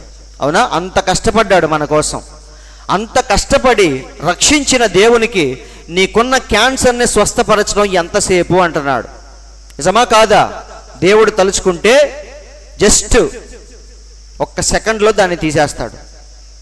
అందరు వింటున్నారండి? కాబట్టి ఈరోజు పాస్టర్ల దృష్టి, విశ్వాసుల దృష్టి దేని మీద ఉంది? వాడికి వచ్చిన కడుపులో నొప్పి మీదే దృష్టి ఉంటుంది, అంతేగాని రక్షణ గురించి ఎవ్వడు ఆలోచించడు. ఈ పాస్టర్లు కూడా ఎంతసేపు దేని గురించి చెప్తారు? కడుపులో నొప్పి ఉన్న వాళ్ళందరూ నుంచోండి అంటే 100 మంది లెగుస్తారు. వింటున్నారండి? ఇప్పుడు దృష్టి అంతా దాని మీదే పెడతాడు పాస్టర్. కానీ ఒక బోధకుడు దేని మీదకి దృష్టి మళ్లించాలి? మిమ్మల్ని అడుగుతున్నాను, చెప్పండి. విశ్వాసుల యొక్క దృష్టిని దేని వైపుకు మళ్లించాలి? పలుకబడిన వాక్యము వైపు వారి దృష్టిని మళ్లించాలి. అందరూ వింటున్నారండి? ఎందుకంటే వాక్యాన్ని నువ్వు చేర్చుకున్నప్పుడు వాక్యములోనే అన్నీ ఉన్నాయి. అవునా? వాక్యములో ఏమున్నాయి? A to Z అన్నీ ఉన్నాయి. అందుకే మన దేవుడు గెత్సెమనే తోటలో ఏమిచ్చాడు? నీకు స్వస్థత చేసే వరం ఇస్తాను, నీకు భాషలు చెప్పే వరం ఇస్తాను, 12 మంది రండి నుంచోండి, ఒక్కొక్కరికి ఒక్కొక్క వరాన్ని ఇస్తాను. వింటున్నారండి? నువ్వు బాగా పేషెంట్లు ఎక్కడైతే ఉంటారో అక్కడికి నువ్వు వెళ్ళు, నీకు స్వస్థత చేసే వరం ఇచ్చాను కదా, నువ్వు ఎక్కడికి వెళ్ళాలి? ఎక్కడెక్కడైతే పేషెంట్లు ఉన్నారో అక్కడికి వెళ్ళు, సంఘం బాగా కట్టబడింది. నువ్వెక్కడికి వెళ్ళాలి? నువ్వు ప్రవచనాలు చెప్పడానికి వేరే ఊరెళ్ళు. ఇట్లా దేవుడు ఎప్పుడు పిచ్చి మాటలు చెప్పలేదండి. వారందరికీ కలిపి ఏమిచ్చాడంటే వాక్యం ఇచ్చాడు. సత్యమందు వీడిని ప్రతిష్ఠించు, నీ వాక్యమే సత్యము. ఎప్పుడైతే వాళ్ళు వాక్యాన్ని స్వీకరించారో పరిస్థితిని బట్టి వారు అక్కడ భాషలు మాట్లాడుతున్నారు, పరిస్థితిని బట్టి స్వస్థతలు చేస్తున్నారు, పరిస్థితుల్ని బట్టి అసలు ఏమీ చేయకపోయినా సరే వారి నీడ పడి అనేక మంది స్వస్థత పొందారు. అందరూ ఆలకిస్తున్నారండి. అందుకే పేతురు ఏమన్నాడు? శృంగారం అనే దేవాలయం దగ్గర కుంటివాడితో ఏమన్నాడు తెలుసా? వెండి బంగారాలు మా దగ్గర లేవు, కానీ మా దగ్గర ఉన్నదే నీకు ఇస్తాం అని చెప్పాడు. ఏముంది వాళ్ళ దగ్గర? స్వస్థత మాత్రమే కాదు, రక్షణ, స్వస్థత, నీకు కావలసినవన్నీ వాళ్ళ దగ్గర ఉన్నాయి. వాక్యం ఉంది, వాక్యం ఉంటే అన్నీ ఉన్నట్టే. అందరూ వింటున్నారు? ఎందుకంటే వాక్యమే దేవుడు. దేవుళ్ళో ఎన్నుంటాయి చెప్పండి? ఎన్నుంటాయి దేవుళ్ళో? నువ్వు లెక్క పెట్టలేనన్ని ఆయనలో ఉంటాయి. అందరూ వింటున్నారా? కాబట్టి సహోదరులారా, ప్రజల యొక్క దృష్టిని మనం ఎటు మళ్లించాలి? వాక్యము వైపుకు మళ్లించాలి. అది వినటానికి, స్వీకరించడానికి నీకు కష్టం అవ్వచ్చు, దాన్ని నెరవేర్చడానికి ఇంకా కష్టం అవ్వచ్చు, కానీ ఎప్పుడైతే ఆ వాక్యము మీదకు నువ్వు ఎక్కి కూర్చుంటావో, వింటున్నారండి, ఇక నీ జీవితంలో దేవుడు కావాల్సినవన్నీ నీకు అనుగ్రహిస్తూ ఉంటాడు. కాబట్టి అలా దావీదు వచ్చాడు, యుద్ధాన్ని వెంటనే అవగొట్టేశాడా లేదా? చాలా సింపుల్గా యుద్ధం అయిపోయింది. అన్ని రోజుల నుంచి వాళ్ళు తలబాదుకుంటుంటే దావీదు వచ్చి ఏం చేశాడు? సింపుల్గా ఒక రాయితో కుక్కను కొట్టినట్టు కొట్టాడు. కుక్క కింద పడినట్టే గొలియాతు కింద పడ్డాడు. అవునా?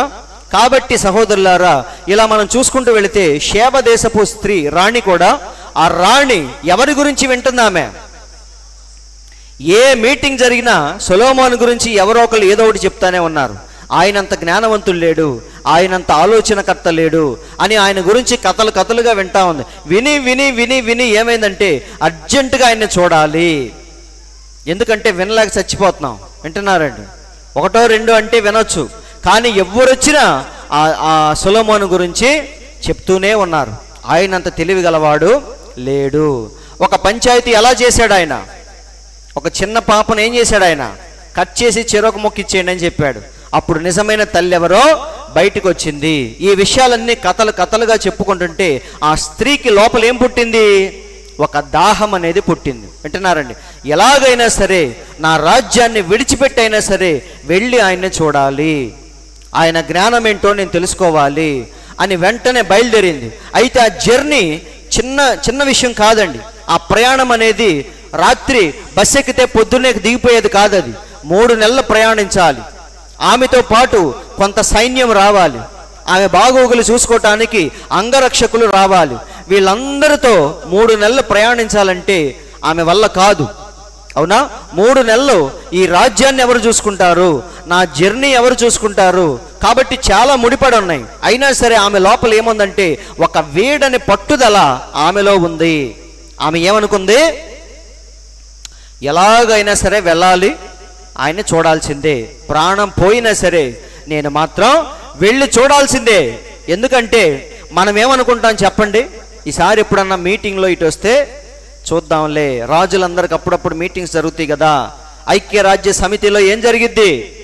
ప్రైమ్ మినిస్టర్లు అందరూ కూర్చొని మాట్లాడుకుంటా ఉంటారు. అలా ఎప్పుడైనా వచ్చినప్పుడు చూద్దాంలే అనుకోలేదు ఆమె. ఎందుకంటే ఆమె లోపల ఏముంది? ఒక వేడని పట్టుదల. వింటున్నారండి? ఎందుకంటే దేవుని చేత నడిపించబడుతున్నాడు సొలొమోన్. అది మానవుని తెలివితేటలు కాదు, మానవుని జ్ఞానము కాదు. ఎందుకంటే ఒక మనిషి అలా ప్రవర్తించలేడు, అంత తెలివిగా ఏ మనిషి ఉండలేడు. కాబట్టి ఆ వ్యక్తిని నడిపిస్తున్న శక్తి ఏదో ఉంది. అదేంటో వెళ్ళి తెలుసుకోవాలని ఆమె బయలుదేరింది. వేడని పట్టుదలతో కొన్ని నెలల పాటు ప్రయాణించి మొత్తానికి ఎక్కడికి వచ్చింది? రాజుగారి దగ్గరికి వచ్చింది. రాజుగారిని బాగా పరీక్షించింది. అన్ని విషయాల్లో, మాటల యందు, కార్యముల యందు ఆయన్ని బాగా పరీక్షించినప్పుడు ఆమెకు వచ్చిన ఆన్సర్ ఏంటంటే ఇది మానవుని జ్ఞానము కాదు. అందరూ ఆలకిస్తున్నారు లేదా? ఇది మనిషి చేయగలిగిన పనులు కాదు ఖచ్చితంగా. అందుకే వెళ్ళిపోయేటప్పుడు ఏమందో తెలుసా? వెళ్ళిపోయేటప్పుడు ఎవరిని పొగిడిందో తెలుసా? సొలొమోన్ని కాదు, కానీ సొలొమోనుకు అంతటి జ్ఞానం ఇచ్చిన దేవుణ్ణి పొగిడి వెళ్ళిపోయింది ఆమె. ఒకసారి చూద్దాం. ఇక్కడ ప్రవక్త ఒక మాట అంటున్నాడు, చూడండి. అది చెప్పి నేను ముందుకెళ్తాను. ఇప్పుడు బైబిల్లో ఏమనుంది? దేవుడు ఏమన్నాడు? నేను చేయు క్రియలు మీరు కూడా చేస్తారు అని చెప్పాడు. అంటే చేసేది ఎవరు? మీరు కాదు, కానీ మీలో నా ఆత్మను ఉంచి ఆ పనులన్నీ చేస్తానని దేవుడు చెప్పాడు. అవునా? ఇప్పుడు శిష్యుల్లో ఉన్న ఆత్మ ఎవరిదంటే యేసుక్రీస్తు ఆత్మే. అవునా?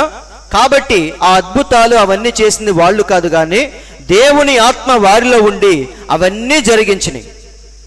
కాబట్టి ఇక్కడ ఈమె ఏమని పొగిడిందో చూద్దాం. 2వ దినవృత్తాంతములు 9:5 నుంచి మనం చూద్దాం. లాస్ట్లో వెళ్ళిపోయేటప్పుడు చెప్తుంది ఆమె,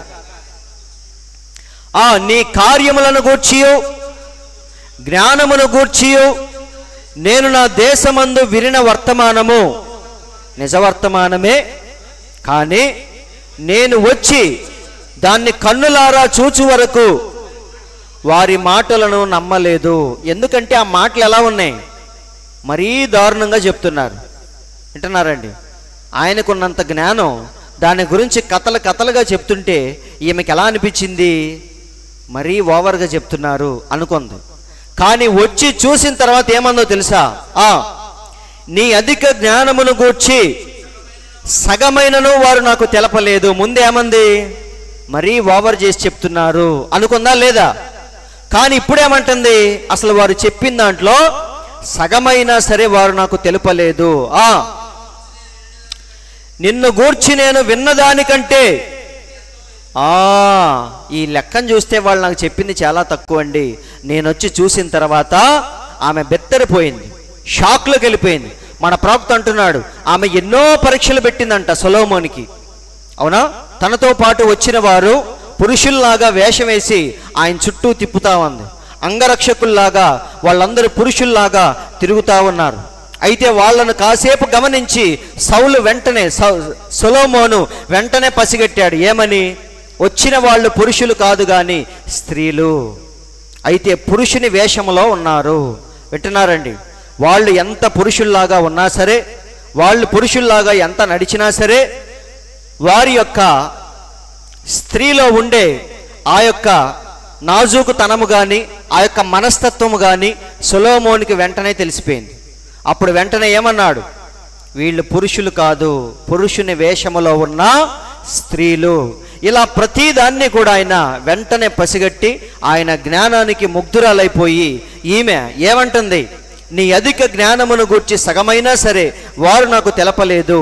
నిన్ను గూర్చి నేను విన్నదానికంటే నీ కీర్తి ఎంతో హెచ్చుగా ఉన్నది. పొగుడుతుంది. ఆయన్ని తన ప్రజల్ని పొగిడి 8వ వచనంలో ఏమంటుందో చూడండి. చూడండి ఎక్కడికి వచ్చింది? ఇంతటి జ్ఞానం ఇచ్చిన దేవుని దగ్గరికి వచ్చింది. ఇది మనిషిని పొగట్టం కాదండి, అందరూ గమనించాలి. ఒక మనిషి ఎంత గొప్పవాడైనా సరే శరీరము కేవలము నిష్ప్రయోజనము, ఆత్మయే జీవింపచేయుచున్నది. కాబట్టి లోకములో ఏదైనా సరే గొప్ప కార్యం జరిగినప్పుడు దాని వెనక దుష్టుని శక్తి కానీ దుష్టశక్తి కానీ దైవశక్తి కానీ ఉంటుంది. మనిషిని పొగట్టానికి ఏమీ లేదు అక్కడ.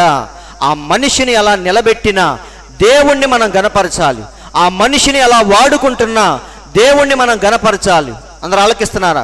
ఈరోజు ఎందుకు మనం 7వ దూతను వెంబడిస్తున్నామంటే మనిషిని కాదు మనం వెంబడిస్తుంది. అవునా? ఏలియాను ఎందుకు వెంబడిస్తున్నాడు ఎలీషా? దేనికోసం? ఆయన చూడటానికి ఎలా ఉన్నాడు? బట్టతల, తెల్లని గెడ్డం, వంగిపోయిన నడుం, ఇలా చూడటానికి అస్సలు దారుణంగా ఉన్నాడు. కానీ ఏలియాలో ఉన్న ఆత్మ మాత్రం చాలా శక్తివంతమైంది. అందరూ ఆలకిస్తున్నారా? కాబట్టి ఈమె వచ్చి ఎవరిని గణపరుస్తుంది? ఎవరిని చూసింది ఆమె? సొలొమోను ద్వారా దేవుణ్ణి చూసింది. అందుకే ఏమంటుంది? నీ దేవుడైన యెహోవా సన్నిధిని నీవు రాజువై ఆయన సింహాసనము మీద ఆసీనుడవై ఉండునట్లు నీ యందు అనుగ్రహము చూపినందుకు నీ దేవుడైన యెహోవాకు స్తోత్రములు కలుగునుగాక. అందరూ వింటున్నారండి? ఒకసారి అందరూ ఆమె చెప్పండి. కాబట్టి ఈ ఘనత ఎవరికి వెళ్ళాలి? సొలొమోనికి కాదు కానీ దేవునికి వెళ్ళాలి. కాబట్టి ఆమె ఎప్పుడైతే సొలొమోన్ని బాగా పరీక్షించిందో ఆమెకి ఎవరు కనిపించారు? దేవుడు కనిపించాడు ఆమెకి. సొలొమోను కనిపించలా. సొలొమోన్ నీలాంటి నాలాంటి మానవుడే. అవునా? ఆయనకు కూడా లోకాశలు ఉన్నాయి, ఆయనకు కూడా మానవ తప్పిదాలు ఆయన కూడా చేశాడు. ఇంకా చెప్పాలంటే ఈ 1000 మందిని పెళ్లి చేసుకుని ఆయన కూడా పాపంలో పడిపోయాడు. కానీ దేవుడు ఆయన్ని వాడుకున్న విధానం మాత్రం ఆమెకు ఆశ్చర్యాన్ని కలిగించింది. అందుకే ఫైనల్గా ఎవరికి స్తోత్రం చెప్పింది ఆమె? దేవునికి స్తోత్రము చెప్పి వెళ్ళిపోయింది. అందుకే యేసయ్య భూమి మీద ఉన్నప్పుడు ఏమన్నాడంటే, మనుష్యులు మీ సత్క్రియలను చూసి దేవుణ్ణి గణపరచునట్లు మీ వెలుగును ప్రకాశింపనీయండి అని మత్తయి సువార్త 5:16లో మన దేవుడు చెప్తున్నాడు. ఏమని? మనుష్యులు మీ సత్క్రియలను చూసి పరలోకమందున మీ తండ్రిని మహిమపరచునట్లు వారి ఎదుట ఏం కనపరచాలి? మీ వెలుగును ప్రకాశింపనీయుడి. కాబట్టి సహోదరులారా, ఈ మాటలన్నీ మనం చూస్తున్నప్పుడు మనకు అర్థమవుతుంది ఏంటంటే, ఒక వ్యక్తిని దేవుడు వాడుకుంటే ఎంత అద్భుతంగా ఉంటుంది. అవునా? కాబట్టి మనం ఎవరి మీద ఆధారపడాలి? మన శక్తి సామర్థ్యాల మీద కాదు కానీ దేవుని మీద మనం ఆధారపడాలి. అందుకే ఇక్కడ మనం చదివిన లేఖన భాగంలో ఒక స్త్రీ, కనాను స్త్రీ వచ్చి దేవుణ్ణి ఏం చేస్తుంది? విసిగిస్తుంది. చెప్పాలంటే ఆయన్ని విసిగిస్తుంది. ఆయన పాటికి ఆయన దారిలో వెళ్ళిపోతుంటే కనాను స్త్రీ వచ్చి ఏమంటుంది, అయ్యా నా కుమార్తె దయ్యం పట్టి చనిపోవటానికి సిద్ధంగా ఉంది, దయచేసి ఆమెను స్వస్థపరచు, నన్ను కరుణించు, దావీదు కుమారుడా అని గట్టిగా అరుస్తుంది. అయితే మన దేవుడు ఏం చేస్తున్నాడు, కనీసం ఆమెను పట్టించుకోవట్లేదు, ఆమెను చూసుకుంటూ అలా వెళ్ళిపోతున్నాడు. వింటున్నారండి? అప్పుడు మన కోపం వచ్చిద్దా రాదా? ఇప్పుడు పాస్టర్ గారు మనల్ని చూసుకుంటా ప్రైజ్ లార్డ్ చెప్పినా సరే మనల్ని అలా చూసుకుంటూ సీరియస్గా వెళ్ళిపోయాడు అనుకో, చర్చికి వస్తూ కూడా వెనక్కి తిరిగి వెళ్ళిపోతాం మనం. అవునా కాదా? ఎందుకని? ఏంటమ్మా ప్రార్థనకని వెళ్ళి వచ్చేసామంటే ఏమంటాం మనం, పాస్టర్ గారు నా మీదకి వెళ్ళాడు, కానీ ప్రైజ్ లార్డ్ చెప్పినా సరే నన్ను చూడలేదు, అటువంటప్పుడు ఎందుకు ఆ చర్చి అంటామా లేదా? కాబట్టి స్త్రీ దేవుడు వెంటబడుతుంది, విసిగిస్తుంది. కనీసం మన దేవుడు ఆమెను చూసి వస్తానను రానను 4 రోజుల తర్వాత వస్తాను ఏమీ చెప్పకుండా అలా వెళ్ళిపోతున్నాడు. అప్పుడు ఆ స్త్రీ ఏమనుకోవాలి? కోపం రావాలా వద్దా? కానీ ఆమె కోపం రావట్లేదు, ఇంకా వెంటబడుతుంది, విసిగిస్తుంది. ఏమందో చూద్దాం. ఒకసారి 21 నుంచి ఫాస్ట్గా చదవండి. యేసు అక్కడ నుండి బయలుదేరి తూరు సీదోన్ల ప్రాంతములకు వెళ్ళగా కనాను స్త్రీ ఒకటి వచ్చి, ప్రభువా దావీదు కుమారుడా, ఆమె ఎలా పలుకుతుంది చూడండి. ఆమె రుబాబు చేయట్లేదు వచ్చి, అవునా కాదా? ఈరోజు రుబాబు చేసేవాళ్ళు ఎక్కువైపోయారు. వింటున్నారండి? సంఘ పెద్దలందరూ పాస్టర్ గారి మీద రుబాబు చేస్తూ ఉంటారు. ఎందుకని? ఎక్కువ మాట్లాడితే ఆ పాస్టర్ గారిని ఎక్కడికో ట్రాన్స్ఫర్ కొట్టించేస్తారు. నిజమండి, మా ఊళ్ళో అదే లింగంగుంటలో పాస్టర్ గారిని తీసేశారు. సంఘ పెద్దలందరికీ నచ్చక పాస్టర్ గారిని తీసేశారు, వేరే పాస్టర్ వచ్చాడు. కాబట్టి ఇప్పుడు పాస్టర్లు ఎవరి గుప్పిట్లో ఉంటారు? అక్కడ బోర్డు మీటింగ్ ఉంటుంది, బోర్డు మెంబర్స్ ఉంటారు, అక్కడ పెద్దలు ఉంటారు, వాళ్ళ చేతుల్లో ఉంటాడు పాస్టర్. అవునా? కొంచెం ఆయన మీద రుబాబు చేస్తూ ఉంటారు. కానీ ఇక్కడ ఈమె ఏమంటుంది, దావీదు కుమారుడా ప్రభువా నన్ను కరుణించు, బహు బాధపడుచున్నదని చెప్పి అందుకు ఆయన ఆమెతో అది అన్నారా మీరు? ఒక్క మాట అయినా సరే ఆమెతో మంచిగానే చెడుగానే చెప్పలేదు. వింటున్నారండి? లాజరు చనిపోయాడని వార్త అందింది మన దేవునికి. ఏమన్నాడు ఆయన? తర్వాత వెళ్దాంలే అన్నాడు. అవునా? ఇప్పుడు కాదులే తర్వాత వెళ్దాం అన్నాడు. ఇక్కడ అది కూడా చెప్పట్లేదు ఆమెతో, కనీసం ఆ మాట కూడా చెప్పలేదు, నేను తర్వాత వస్తాలే అనట్లేదు. ఏమీ చెప్పకుండా అలా వెళ్ళిపోతున్నాడు. ఎలా ఉంటుంది అప్పుడు? చదవండి. అప్పుడు ఆయన శిష్యులు వచ్చి, మీరు గమనించారా? శిష్యులకే అనిపించింది, ఏంటి నా ఏమీ మాట్లాడేంటి, ప్రభువా వస్తానను రానను ఏదో ఒకటి చెప్తే ఆమె వెళ్ళిపోద్దుగా అంటున్నారు వాళ్ళు. కేకలు వేయుచున్నది కనుక ఈమెను పంపే, ఏదో ఒకటి చెప్తే వెళ్ళిపోద్ది ఆమె. ఆయన వేడుకున్నారు శిష్యులు. అప్పుడు ఆయన ఏమంటున్నాడు? చదవండి 24. ఇశ్రాయేలు ఇంటివారై నశించిన గొర్రెల యొద్దకే గాని మరి ఎవరి యొద్దకును నేను పంపబడలేదు, నేను వచ్చింది ఆమె కోసం కాదు అని చెప్పాడు. అది కూడా ఎవరికి చెప్పాడు? శిష్యులకు చెప్పాడు.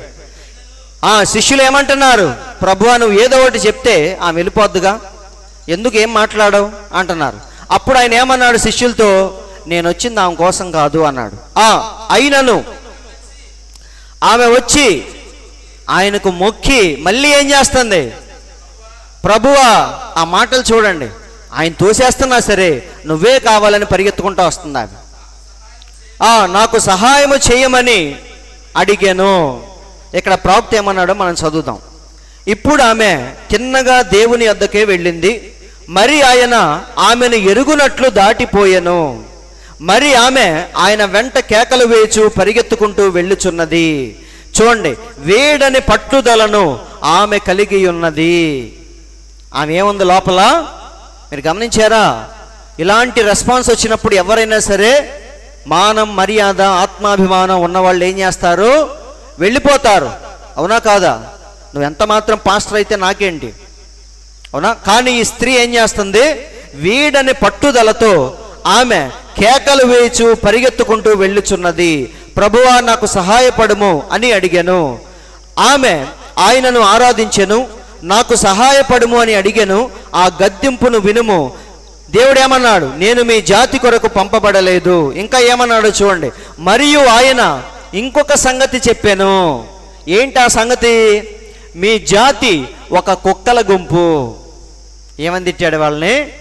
చిచి, నేను వచ్చింది మీకోసం కాదు, మీరంతా కుక్కల జాతి అన్నాడంట. ఆ మాటకి ఎలా ఉంటుంది మీరు ఆలోచించండి. ఏమన్నాడు ఆయన? మీది కుక్కల జాతి, కుక్కల గుంపు మీది. వింటున్నారండి? కుక్కలన్నీ కలిసి అరుస్తే ఎలా ఉంటుంది? ఒక స్పష్టత అనేది ఉంటుందా లేదా? ఉండదు. రాత్రిపూట మీరు ఎప్పుడైనా గమనించండి, కుక్కలన్నీ రోడ్ల మీదకి వచ్చి అలా అరుస్తూ ఉంటాయి. ఈరోజు మత శాఖల పరిస్థితి కూడా అలాగే ఉందని ప్రవక్త అంటున్నాడు. వారు ఎందుకు అరుస్తున్నారో వాళ్ళకే తెలియదు, ఏం భాషలు మాట్లాడుతున్నారో వాళ్ళకే తెలియదు. వింటున్నారండి? ఎవరి కోసం ప్రవచనాలు చెప్తారో వాళ్ళకే తెలియదు, ఏ బాప్తీసాలు ఇస్తారో వాళ్ళకే తెలియదు, ఎలాంటి సంఘక్రమం వాళ్ళు జరిగిస్తారో వాళ్ళకే తెలియదు. ఫైనల్గా ఎలాంటి ఆత్మను వాళ్ళు పొందుకుంటున్నారో వాళ్ళకే క్లారిటీ లేదు. ఇక్కడ దేవుడు అంటున్నాడు, మీది కుక్కల జాతి, మీకోసం నేను రాలేదు. అప్పుడు ప్రవక్త అంటున్నాడు చూడండి, ఇలాంటి మాటలు మనం గనక వింటే మనం ఏం చేస్తాం? నేను ఇంకొకరి యొద్దకు వెళ్ళేదను, ఇంకొకరి యొద్దకు వెళ్ళేదను, ఇంకొకరి యొద్దకు వెళ్ళేదను. మనం ఏమనుకుంటాం? ఇక ఈ పాస్టర్ మాకు వద్దు, ఇంకొక సంఘానికి వెళ్దాం, ఇంకొక సంఘానికి వెళ్దామని ఎటోళ్ళకి వెళ్ళిపోతారు. కానీ ఈ స్త్రీ మాత్రం ఏం చేస్తుంది? వేడని పట్టుదలతో ఆయన్ని పట్టుకొని వెంటబడతా ఉంది. వింటున్నారండి? అందుకు ఆయన పిల్లల రొట్టె తీసుకుని కుక్క పిల్లలకి ఏటో యుక్తము కాదని చెప్పగా ఆమె దానికి కూడా ఏమంటుంది? ఆమె నిజమే ప్రభువా అంటే చూడండి ఎంత తగ్గింపు మనసుందో ఒక్కసారి మీరు ఆలోచించండి. ఇదంతా జరుగుతుంది రూమ్లో కాదండి, 4 గోళ్ల మధ్య ఎవరైనా తిడితే మనం దులిపేసుకుంటాం, కానీ పబ్లిక్లో ఒక్క మాటన్నా సరే ఒప్పుకోం మనం. అవునా కాదా? అందరి ముందు తిడితే ఏమంటాం? ఒక భార్యే భర్త అందరి ముందు ఏమన్నా అంటే ఏమంటది? ఒప్పుకోదా ఆమె? 4 గోళ్ల మధ్య ఏమన్నా అనుకున్నా సరే ఆమె ఫీల్ అవ్వదు. కానీ అందరు వచ్చినప్పుడు మొగుడు తిట్టినందుకు కాదు, తోడి కోడలు చూసినందుకు ఎక్కువ కోపం వచ్చిద్ది ఆమెకి. నిజమేనా? కాబట్టి ఇదంతా జరుగుతుంది అక్కడ రోడ్డు మీద, పబ్లిక్లో ఇదంతా జరుగుతుంది. అయినా సరే ఆమె ఎంత తగ్గించుకుందో ప్రవక్త అంటున్నాడు, నువ్వు కుక్కవని చెప్పినా సరే అవును ప్రభువా నిజమే, కుక్క పిల్లలు కూడా ఆశపడతాయి కదా. ఎంత మాట మీరు చూడండి, ఎంత పెద్ద మనసు ఉంటే ఆ మాట చెప్తాడు ఎవడైనా సరే. వింటున్నారండి? తగ్గింపు దేన్ని చూపించొద్దు తెలుసా? ఎప్పుడైనా సరే అందరూ వింటున్నారండి?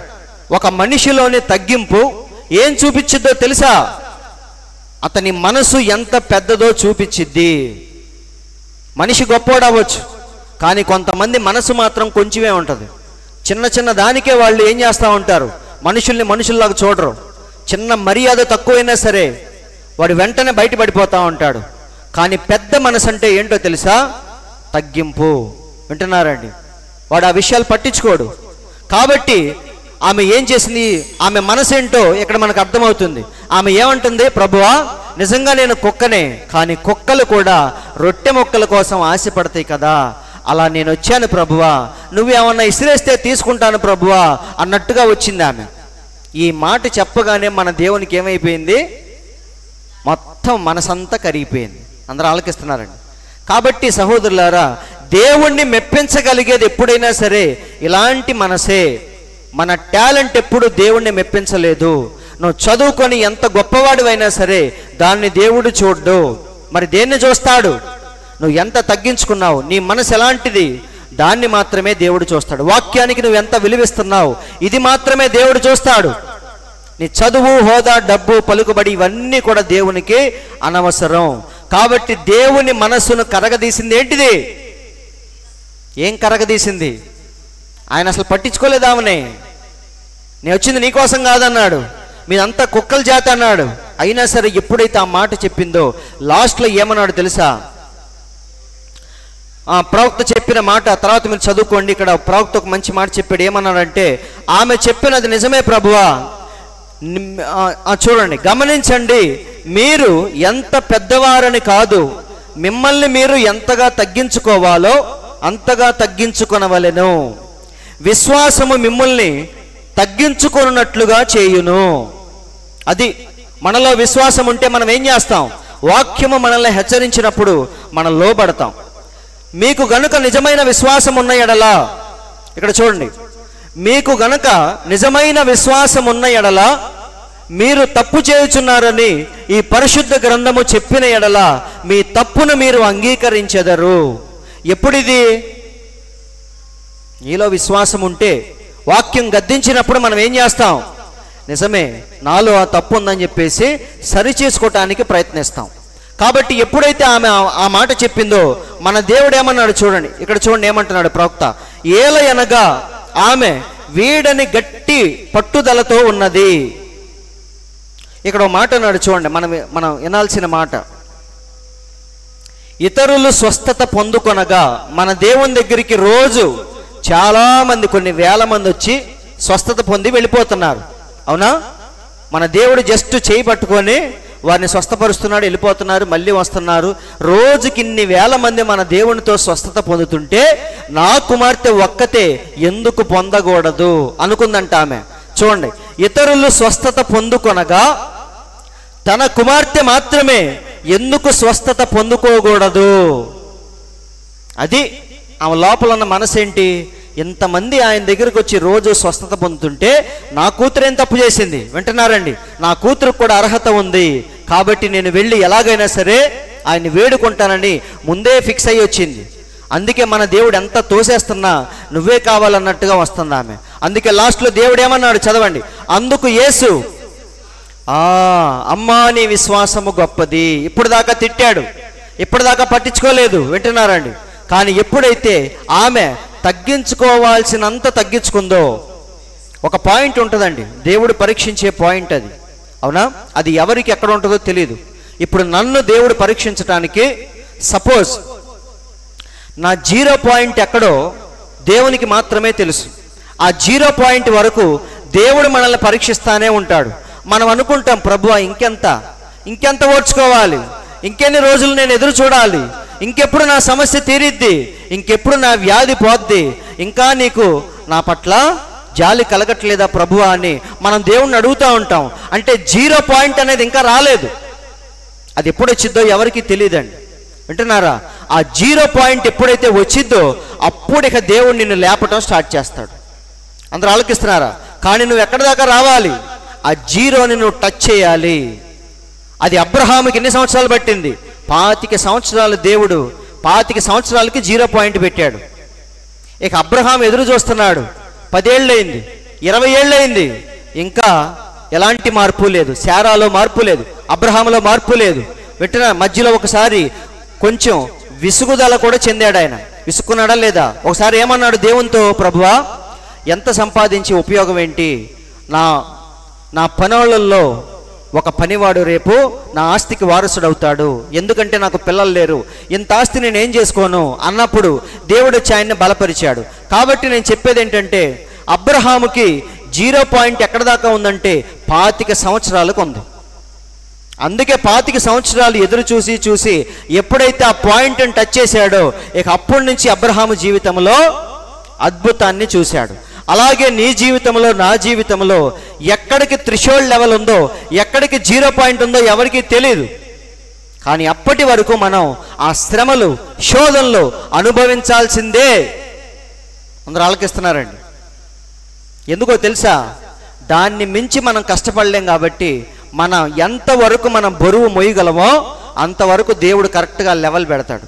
వింటున్నారండి? మనం అనుకుంటాం, ఇంకా నేను మోయలేను ప్రభువా, ఇంకా నాకు అయిపోయింది, ఇక నేను ఈ సమస్యలు నేను భరించలేను అని అనుకుంటాం. కానీ ఆ 0 వచ్చే వరకు దేవుడు నిన్ను దించుతానే ఉంటాడు. నీ శోధనల్లో ఆయన తోడుగా ఉంటాడు. అదిగో అయిపోతుంది జీవితం, ఇక నేను చచ్చిపోతాను అనుకున్నప్పుడల్లా దేవుడు వచ్చి నేను బలపరుస్తూ ఉంటాడు. ఫైనల్గా ఎప్పుడైతే ఆ పాయింట్ నువ్వు టచ్ చేసావో ఇక నువ్వు పూర్తిగా నిరూపించుకున్నట్టు అర్థం. ఇక అప్పటి నుంచి దేవుడు నీ జీవితంలో కార్యాన్ని చేస్తాడు. నిజమండి, 400 సంవత్సరాలు ఇశ్రాయేలీలు బానిసత్వంలో ఉండి ఇంకెప్పుడు అనుకున్నారు. కానీ ఎప్పుడైతే ఆ పాయింట్ని టచ్ చేశారో అప్పుడు మోషే పుట్టాడా లేదా? అలాగే మనందరి జీవితాల్లో కూడా అంతే. కాబట్టి ఈ స్త్రీ ఆ పాయింట్ని టచ్ చేసింది. దేవుడు ముందు తిట్టాడు, తోసేశాడు, నేను వచ్చింది నీకోసం కాదన్నాడు. అయినా సరే ఆమె దిగి తగ్గించుకొని ఎక్కడ దాకా వచ్చింది? జీరో పాయింట్ వరకు ఎప్పుడైతే వచ్చిందో అప్పుడు దేవుడు అంటున్నాడు, అమ్మా నీ విశ్వాసము గొప్పది. వింటున్నారండి? ఆ మనుషులు తక్కువ జాతి మనుషులు కావచ్చు, తక్కువ కులంలో పుట్టొచ్చు, పేదవారి కుటుంబంలో పుట్టొచ్చు, కానీ వారి మనసు, వారి హృదయం మాత్రం చాలా గొప్పది. అందరూ ఆలోకిస్తున్నారండి. అని ఏమన్నాడు? అమ్మా నీ విశ్వాసము గొప్పది, నీవు కోరినట్టే నీకు అవునుగాక. ఆ గడియలోనే ఆమె కుమార్తె స్వస్థత పొందింది. అందరూ ఆలోకిస్తున్నారండి.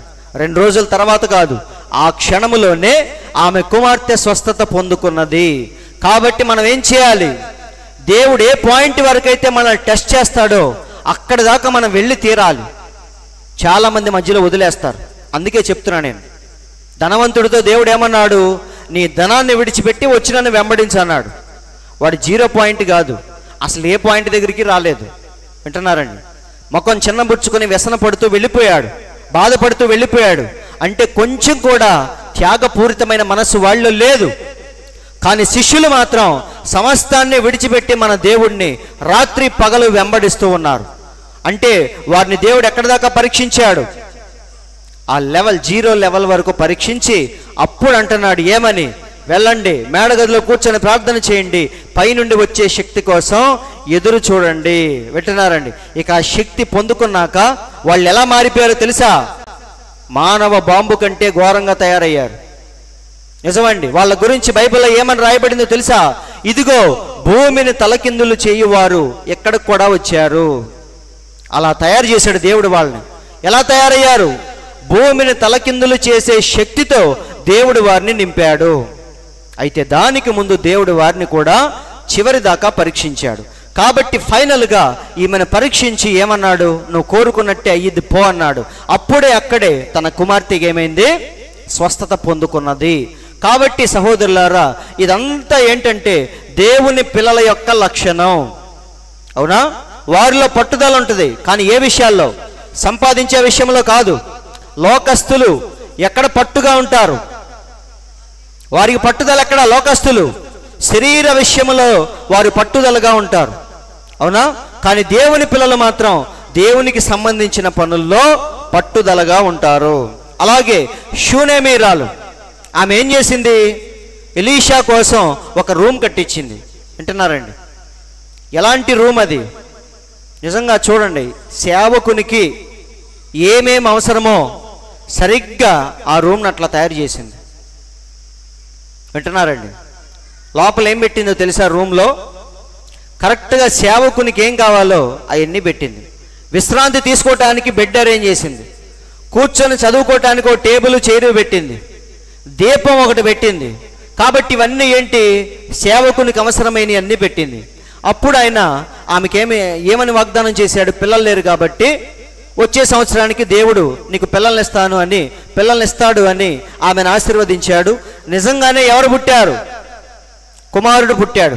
ఆ కుమారుడు పెరిగి పెద్దవాడై వడదెబ్బ తగిలి ఏమైపోయాడు? చనిపోయాడు. మనందరికీ తెలుసు, పిల్లవాడు చనిపోయాడు.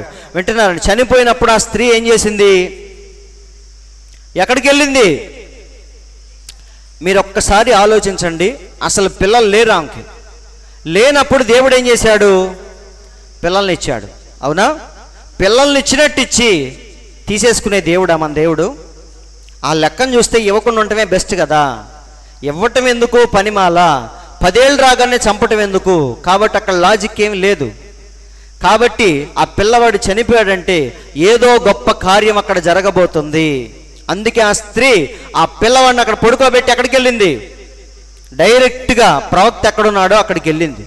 మధ్యలో చెప్పింది, గాడిద తోలేవాడితో చెప్పింది, నేను చెప్పే వరకు నువ్వు ఎక్కడ ఆగొద్దు అని చెప్పింది.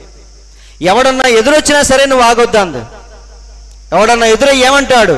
అమ్మ ఎక్కడికి బయలుదేరారు అంటారు. అయినా సరే నువ్వు ఆపు, మాకు టైం వేస్ట్ చేయి, మాకు ఎవడన్నా వచ్చి బాగున్నారా అంటే వాడికి సమాధానం చెప్ప, మాకు నువ్వు డైరెక్ట్గా పద అని చెప్పింది.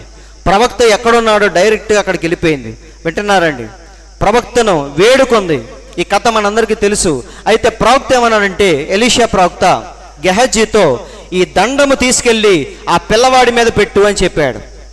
అవునా? పిల్లాడు చనిపోయాడు కదా, నా చేతిలో ఉన్న ఈ దండం తీసుకెళ్ళి ఆ పిల్లవాడి మీద పెట్టు అంటాడు. అప్పుడు ఆ స్త్రీ ఏమంటదంటే, దండం కాదయ్యా, నువ్వు రావాల్సిందే అని చెప్పింది. అవునా? ఏమందామె? దండాలతో పని అయ్యేది కాదు ఇది, నువ్వే రావాలి. ప్రవక్త అంటున్నాడు ఆమె విశ్వాసం దేని మీద ఉందంటే ఆ దండం మీద లేదు కానీ, ఆ కర్ర మీద లేదు కానీ ప్రవక్త మీద ఉంది విశ్వాసం.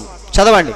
అయితే ఆ స్త్రీ యొక్క విశ్వాసము దండములో లేదు, మరి ఎక్కడుంది? అది ప్రవక్తపై ఉండెను. అందుకే ఏమంటుంది? యెహోవా జీవము తోడు, నీ జీవము తోడు, నువ్వే రావాలని చెప్పింది. అప్పుడు వెంటనే ప్రవక్త వెళ్ళాడు. చూడండి ఏమంటున్నాడు ప్రవక్త. ఏమనుకున్నాడంట? ఈమె నన్ను వదిలించుకునేటట్టు, ఈమెను వదిలించుకున్న వీలు అవ్వట్లేదు. అవునా? ప్రవక్త ఏమనుకున్నాడు?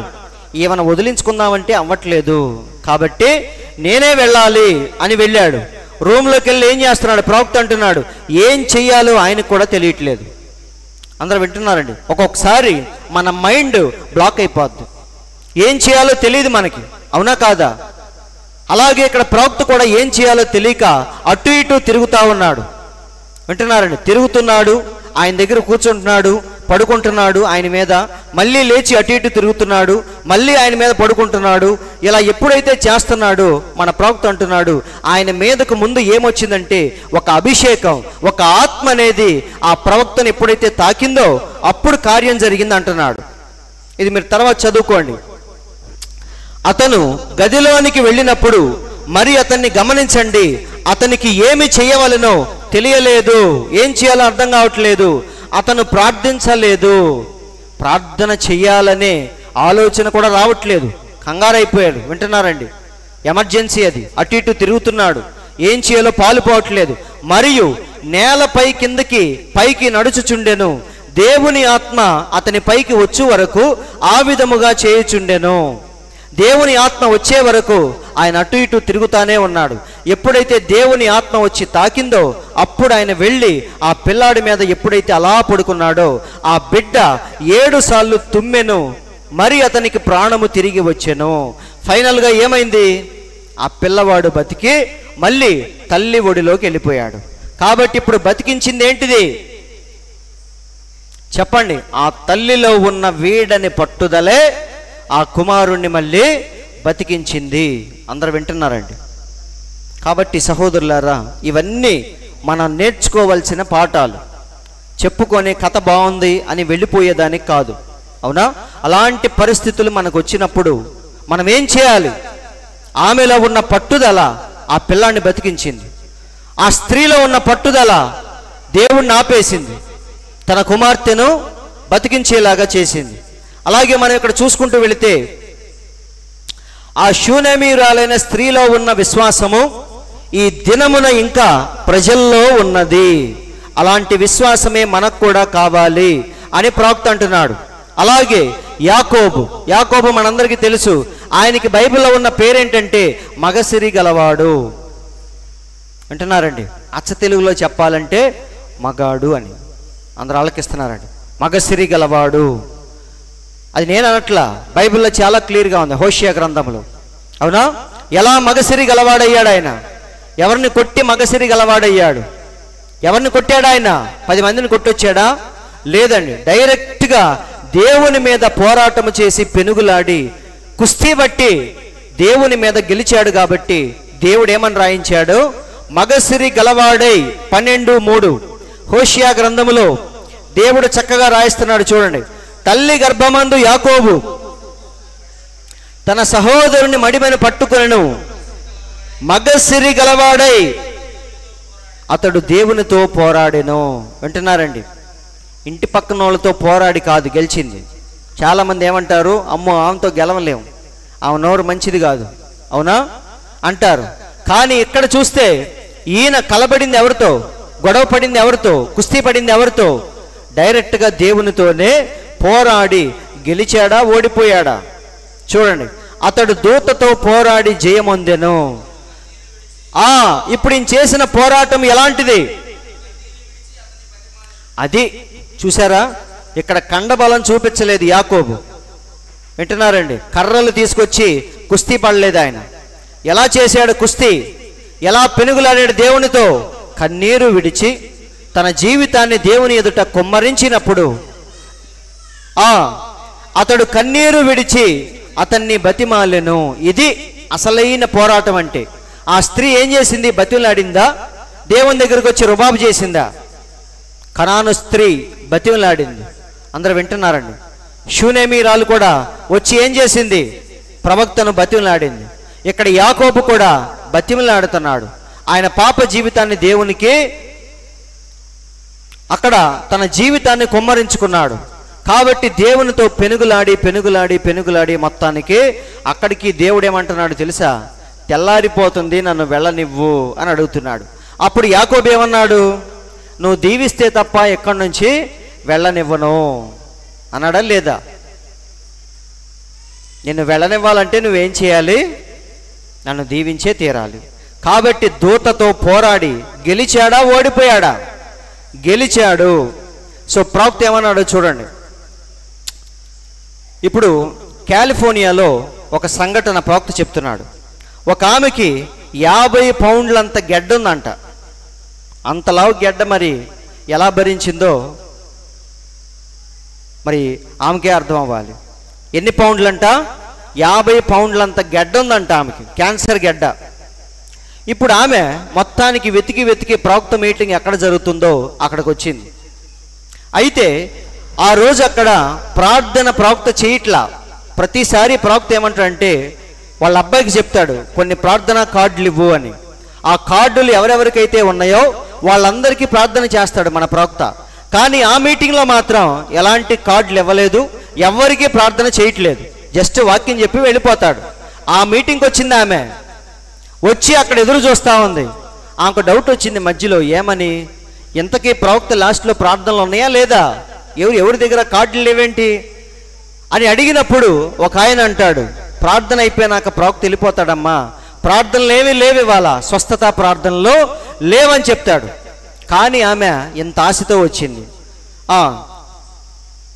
నేను చదువుతాను చూడండి.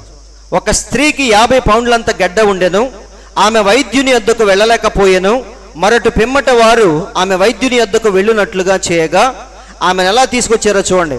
వారు ఆమెను కారులో తీసుకుని రాలేకపోయిరి. ఎందుకంటే ఆ గెడ్డ కూడా ఎంత ఉంది? 50 పౌండ్లంత గెడ్డ ఉందంట. వారు ఆమెను లోనికి తీసుకుని వచ్చుటకు ఒక ట్రైలర్ అంటే ఒక బండి ఉంటుంది, తోపుడు బండి, ఆ బండి మీద ఎక్కించుకొని తీసుకొచ్చారంట. ఆమె ఎక్కడుంది? నేను ప్రసంగించుచుంటిని, ఆమె గురించి నాకు తెలియదు కదా, నేను ప్రసంగం చెప్తున్నాను. మరియు ఆమె అడిగాను, ఏమని? నేను బలిపీఠపు పిలుపునిచ్చాను, వ్యాధిగ్రస్తుల కొరకు అతను ప్రార్థించుట లేదా అని అడిగాను. ఆమె అడిగిందంట ఏమని? ఇప్పుడు ప్రార్థనలు ఉన్నాయా లేదా అని. అప్పుడు ఒక ఆయన చెప్పాడు, ఏమని? లేదు, ఈరోజు ప్రార్థనలు చేయట్లేదు అని చెప్పాడు. అప్పుడు ఆమె ఏమైంది? ఆమె అడిగాను, అతను ఏ ద్వారము గుండా బయటకు వెళ్ళును? ఇప్పుడు ఆ స్త్రీ ఏమంటుంది? ఏ తలుపు నుంచి బయటికి వెళ్తాడో చెప్పండి, నేను వెళ్ళి అక్కడ కాపు కాచుకొని కూర్చుంటాను అని చెప్పింది ఆమె. అంటే ఆమె ఎలా ఉందో చూడండి, వీడని పట్టుదల ఆమెలో ఉందా లేదా? ఈసారి చూద్దాంలే అనుకోవట్లేదు ఆమె. ఎలాగైనా సరే ఈరోజు చావా బతుక అన్నట్టుగా వచ్చింది ఆమె. సో ప్రవక్త ఎట్నుంచి వెళ్తాడు? ప్రసంగం అయిపోయిన తర్వాత అదిగో అట్నుంచి వెళ్తాడు. అయితే పదండి అక్కడ కూర్చుందాం అని వెళ్ళి ఆ గుమ్మం దగ్గర కూర్చొని ఉంది. అతను ఏ ద్వారము గుండా బయటకు వెళ్ళును? ఇప్పుడు దీన్ని తలంచుడి ఆమె విశ్వాసమును. మరి వారు ఆమెను తీసుకొని వెనక తలుపునొద్ద ఉంచిరి. నేను సంఘ కాపరి గది ద్వారా బయటకు వచ్చి నా కారు యొద్దకు వెళ్ళుచున్నాను. మన ప్రవక్త ఏం చేశాడు? మెసేజ్ అయిపోగానే పాస్టర్ గారు రూమ్లో నుంచి అలా వెళ్ళిపోతూ కారు దగ్గరికి వెళ్తున్నాడు. అప్పుడు ఆ స్త్రీ ఏం చేసింది? మరి ఆ స్త్రీ అచ్చట పండుకొని ఉండెను. ఆ స్త్రీ ఏం చేస్తుందంట? గుమ్మం దగ్గరే కాచుకొని అక్కడే వెయిట్ చేస్తుంది. నా ప్యాంటును అడుగున పట్టుకొనెను. ఏం చేసింది ఆమె? గమనించారా? ప్రవక్త వెళ్ళిపోతున్నాడు, ఆమె అక్కడే కూర్చొని ప్రవక్త ప్యాంటుని ఏం చేస్తుంది? పట్టుకొని లాగుతుంది. మరి ఆమె చెప్పాను, సహోదరుడా బ్రహ్నాం, ఆమె ఆ విధముగా వెలుపల నా కొరకు కాచుకొని ఉండెను.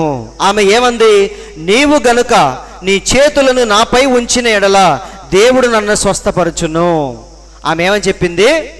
అయ్యా, జస్ట్ నువ్వు నీ చేతులు నా మీద ఉంచితే చాలు, దేవుడు నన్ను స్వస్థపరుస్తాడు. అది ఆమెలో ఉన్న విశ్వాసము, ఆమెలో ఉన్న పట్టుదల. కాబట్టి ఎప్పుడైతే ఆమె అలాంటి మనసుతో కూర్చుందో మన ప్రవక్త ఏం చేశాడు? నిజంగానే ప్రార్థన చేశాడు, ఆమెను దేవుడు స్వస్థపరిచాడు. కాబట్టి ప్రతి చోట మనకు ఉండాల్సింది ఏంటి చెప్పండి? వీడని పట్టుదల. ఏ విషయాల్లో? ఒకరిని కొట్టే విషయంలో కాదు. వింటున్నారండి? మా డాడీ ఎవరినన్నా కొట్టాలంటే తినేవాడు కాదంట, తాగేవాడు కాదంట, వాడి కోసం ఎదురు చూస్తా కూర్చునేవాడు. అది పట్టుదలే. కానీ ఎక్కడది? లోకములో పట్టుదల. వింటున్నారండి? కానీ మనకి ఏ విషయంలో ఉండాలి పట్టుదల? దేవునికి సంబంధించిన విషయాల్లో మనం అలాంటి పట్టుదల కలిగి ఉండాలి. వింటున్నారండి?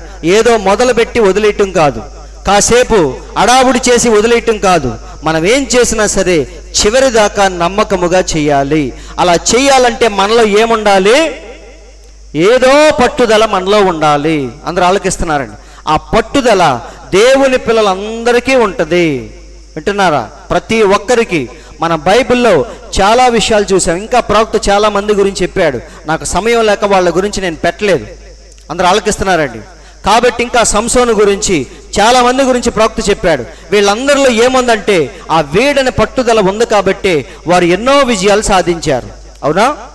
అందుకని ఫైనల్గా ఈ 4వ సంఘకాలంలో ఉన్న ప్రజలతో దేవుడు ఏమంటున్నాడు తెలుసా? 4వ సంఘకాలం అంటే ఏంటి?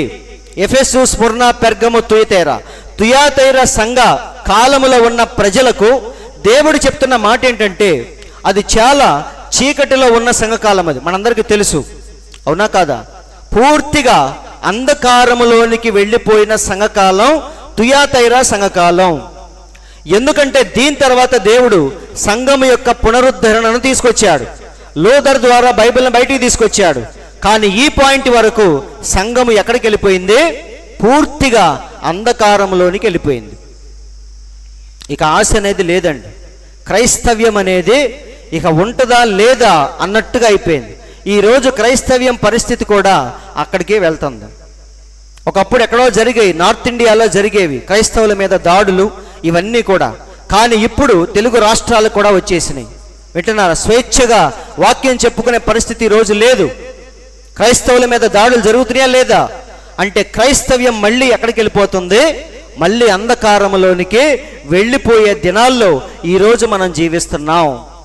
సేమ్ తుయాతైర సంఘకాలంలో ప్రజలు ఎలాగైతే క్రైస్తవుల్ని ఎలాగైతే పూర్తిగా చీకటిలోకి అంధకారంలోకి వెళ్ళిపోయారో మళ్ళీ అలాంటి పరిస్థితులు ఈరోజు చోటు చేసుకుంటున్నాయి. అందుకే తుయాతైర సంఘకాలంలో ప్రజలకు దేవుడు ఒక ప్రాముఖ్యమైన మాట చెప్పాడు. అదేంటో చూద్దాం. చివరి మాటలు ప్రకటన గ్రంథం 2:25. మరి పైనుండి చదవండి, మీకు అర్థమైద్ది. 24 ఒకసారి చదవండి. ప్రకటన గ్రంథం 2:24 నుంచి. అయితే ఎక్కడ ఉన్నా ప్రజలకు చెప్తున్నాడు దేవుడు, కడమ వారంటే ఎవరు? చదవండి. తుయాతైరలో ఎవరు వాళ్ళు?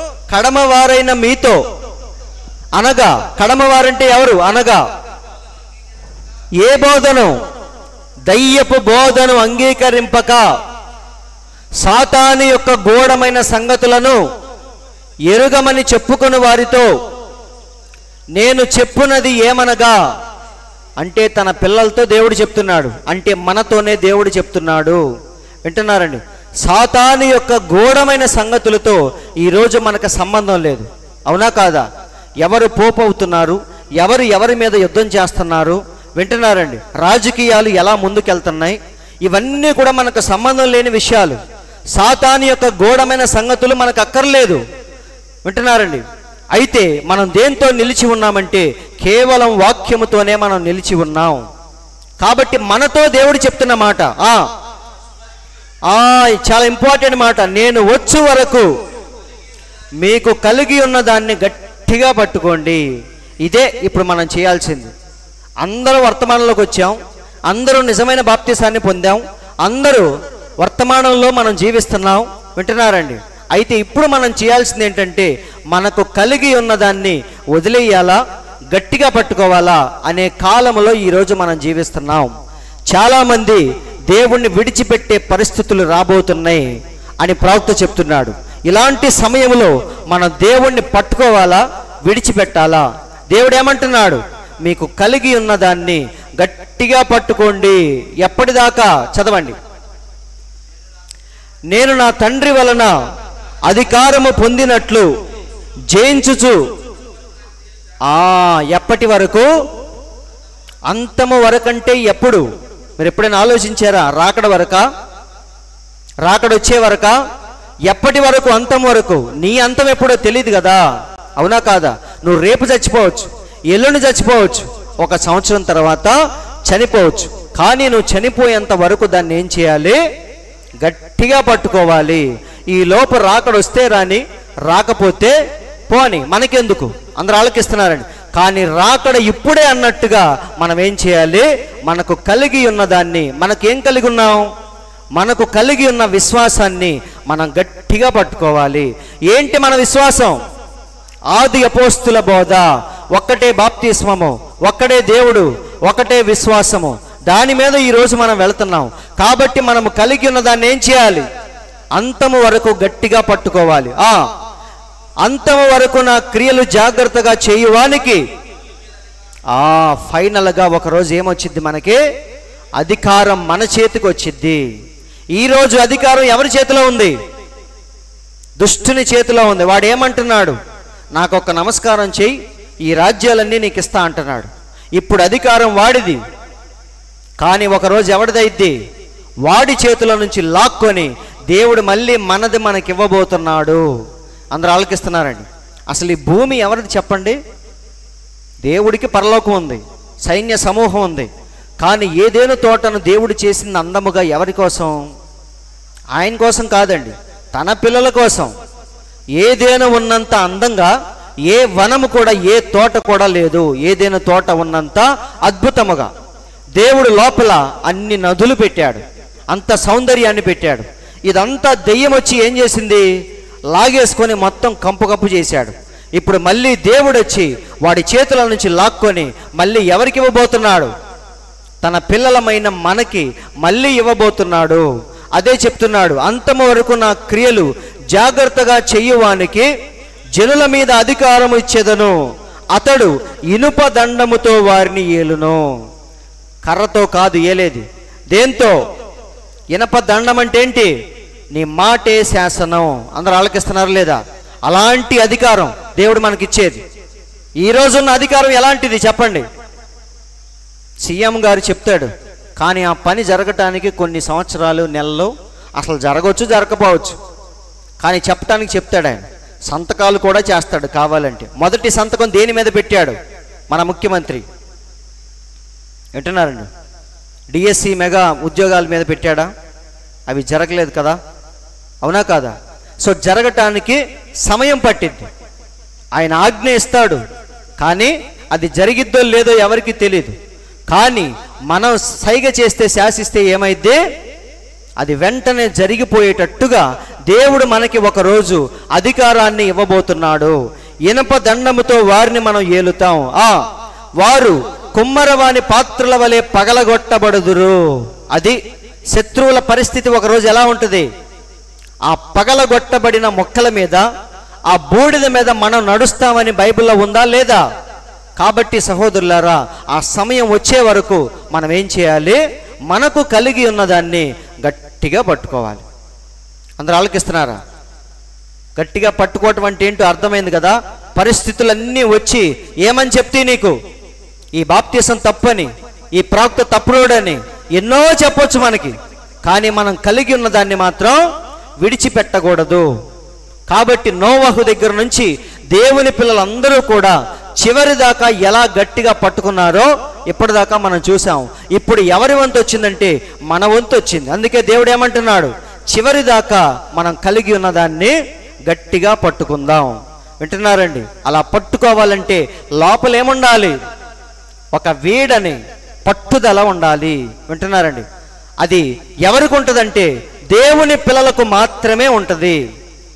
లోకస్తులకి దేని మీద ఉంటుంది? చదువుకొని గొప్పవాడయ్యే విషయంలో పట్టుదల ఉంటుంది. ర్యాంకులన్నీ వాళ్ళకే, కాలేజీలో ర్యాంకులు వాళ్ళకే, గవర్నమెంట్ ఉద్యోగాలు వాళ్ళకే, రాజకీయాల్లో సీట్లు వాళ్ళకే. వింటున్నారండి?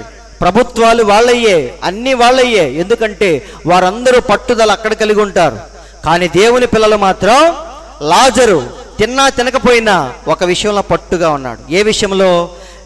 దేవుని విషయంలో నీతి కలిగి జీవించాడు. కాబట్టి దేవుని పిల్లలందరూ కూడా దేవునికి సంబంధించిన విషయాల్లో పట్టుదల కలిగి పోరాడుతారు, చివరి దాకా దాన్ని కలిగి ఉంటారు.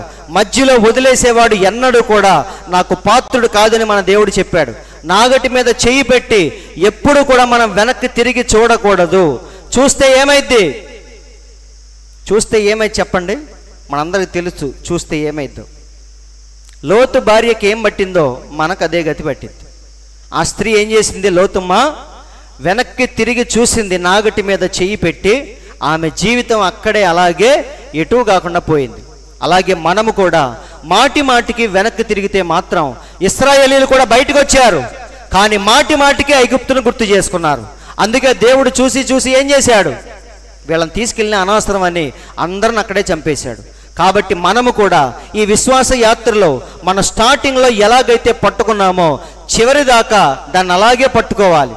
మధ్యలో ఎన్ని అవరోధాలు వచ్చినా సరే, ఎంతమంది వచ్చి మనల్ని డిసప్పాయింట్ చేసినా సరే, మనం ఎప్పుడు కూడా నీరసించిపోకూడదు.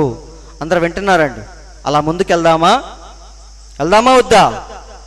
నీరసించిపోదామా? వదిలేద్దామా? ఈ సేవా జీవితాన్ని, ఈ విశ్వాస జీవితాన్ని విడిచిపెట్టేద్దాం అనే పరిస్థితులు చాలా వస్తాయి. అవి ఏవైనా కావచ్చు, నీ ఆర్థిక ఇబ్బందులే కావచ్చు, నీకున్న సమస్యలే కావచ్చు, నీకున్న వ్యాధులే కావచ్చు, ఏవైనా సరే దేవుణ్ణి విడిచిపెట్టేద్దాం అనే ఆలోచన నీకు ప్రతిరోజు కలిగిస్తాడు దేవుడు. అయినా సరే మనం ఏం చేయాలి? చివరి దాకా గట్టిగా పట్టుకుందాం. ఒకరోజు నిజంగానే దేవుని యొక్క సన్నిధిలో ఉందామా వద్దా? దేవుడు అదే చెప్పాడు 12 మందితో. ఏమన్నాడు?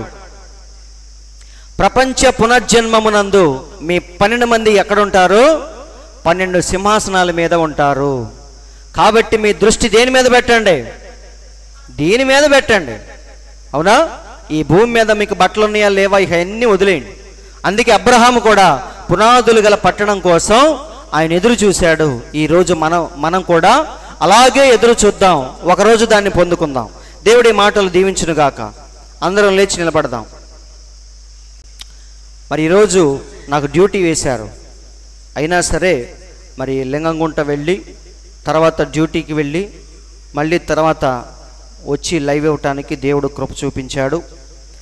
చిన్న ప్రార్థన చేసుకొని మనం ముగించుకుందాం. పరిశుద్ధుడా, జీవము కలిగిన దేవా, మీకు స్తోత్రములు తండ్రి. ఈ మధ్యాహ్న కాల సమయంలో మమ్మల్ని ప్రేమించి నీవు చెప్పిన కొద్ది మాటలను బట్టి స్తోత్రములు ప్రభువా. నిజమే తండ్రి, నీ పిల్లలు ఎప్పుడూ కూడా వీడని పట్టుదలతో ఉంటారని, మరి ముఖ్యముగా వాక్య విషయంలో వారు ఎన్నడూ కూడా రాజీ పడరని మాకు వాక్యముల నుండి చూపించినందుకు స్తోత్రములు ప్రభువా అని ప్రతి ఒక్కరు కొద్ది నిమిషాలు ప్రార్థనలో ఉందాం.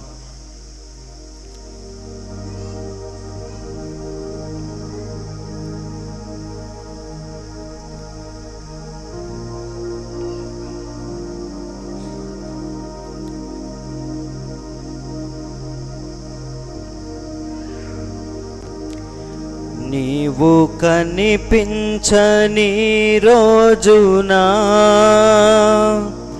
ఒక క్షణమొక యుగముగా మారేనే. నీవు కనిపించని రోజునా ఒక క్షణమొక యుగముగా మారేనే. నీవు కనిపించిన రోజున యుగ యుగాల తలపు మది నిండెనే. యుగ యుగాల తలపు మది నిండెనే. యేసయ్యా నా హృదయ స్పందన నీవే కదా. విశ్వమంత నీ నామము గణనీయము. విశ్వమంత నీ నామము గణనీయము. యేసయ్యా నా హృదయ స్పందన నీవే కదా.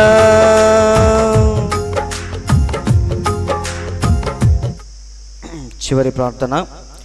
పరిశుద్ధుడా, ప్రేమ కలిగిన తండ్రి, మీకు స్తోత్రములు ప్రభువా. ఈ మధ్యాహ్న కాల సమయంలో కొద్ది నిమిషాలు తండ్రి, ఎలా నిన్ను వెంబడించాలో, ఎలా చివరి దాకా మా విశ్వాసాన్ని కాపాడుకోవాలో మాకు మీరు నేర్పించినందుకు, వాక్యముల నుండి చూపించినందుకు మీకు స్తోత్రములు ప్రభువా. ఈ మధ్యాహ్న కాల సమయంలో తండ్రి, మమ్మల్ని ప్రేమించి దేవా కొన్ని హెచ్చరికలు చేసినందుకు మీకు స్తోత్రములు ప్రభువా.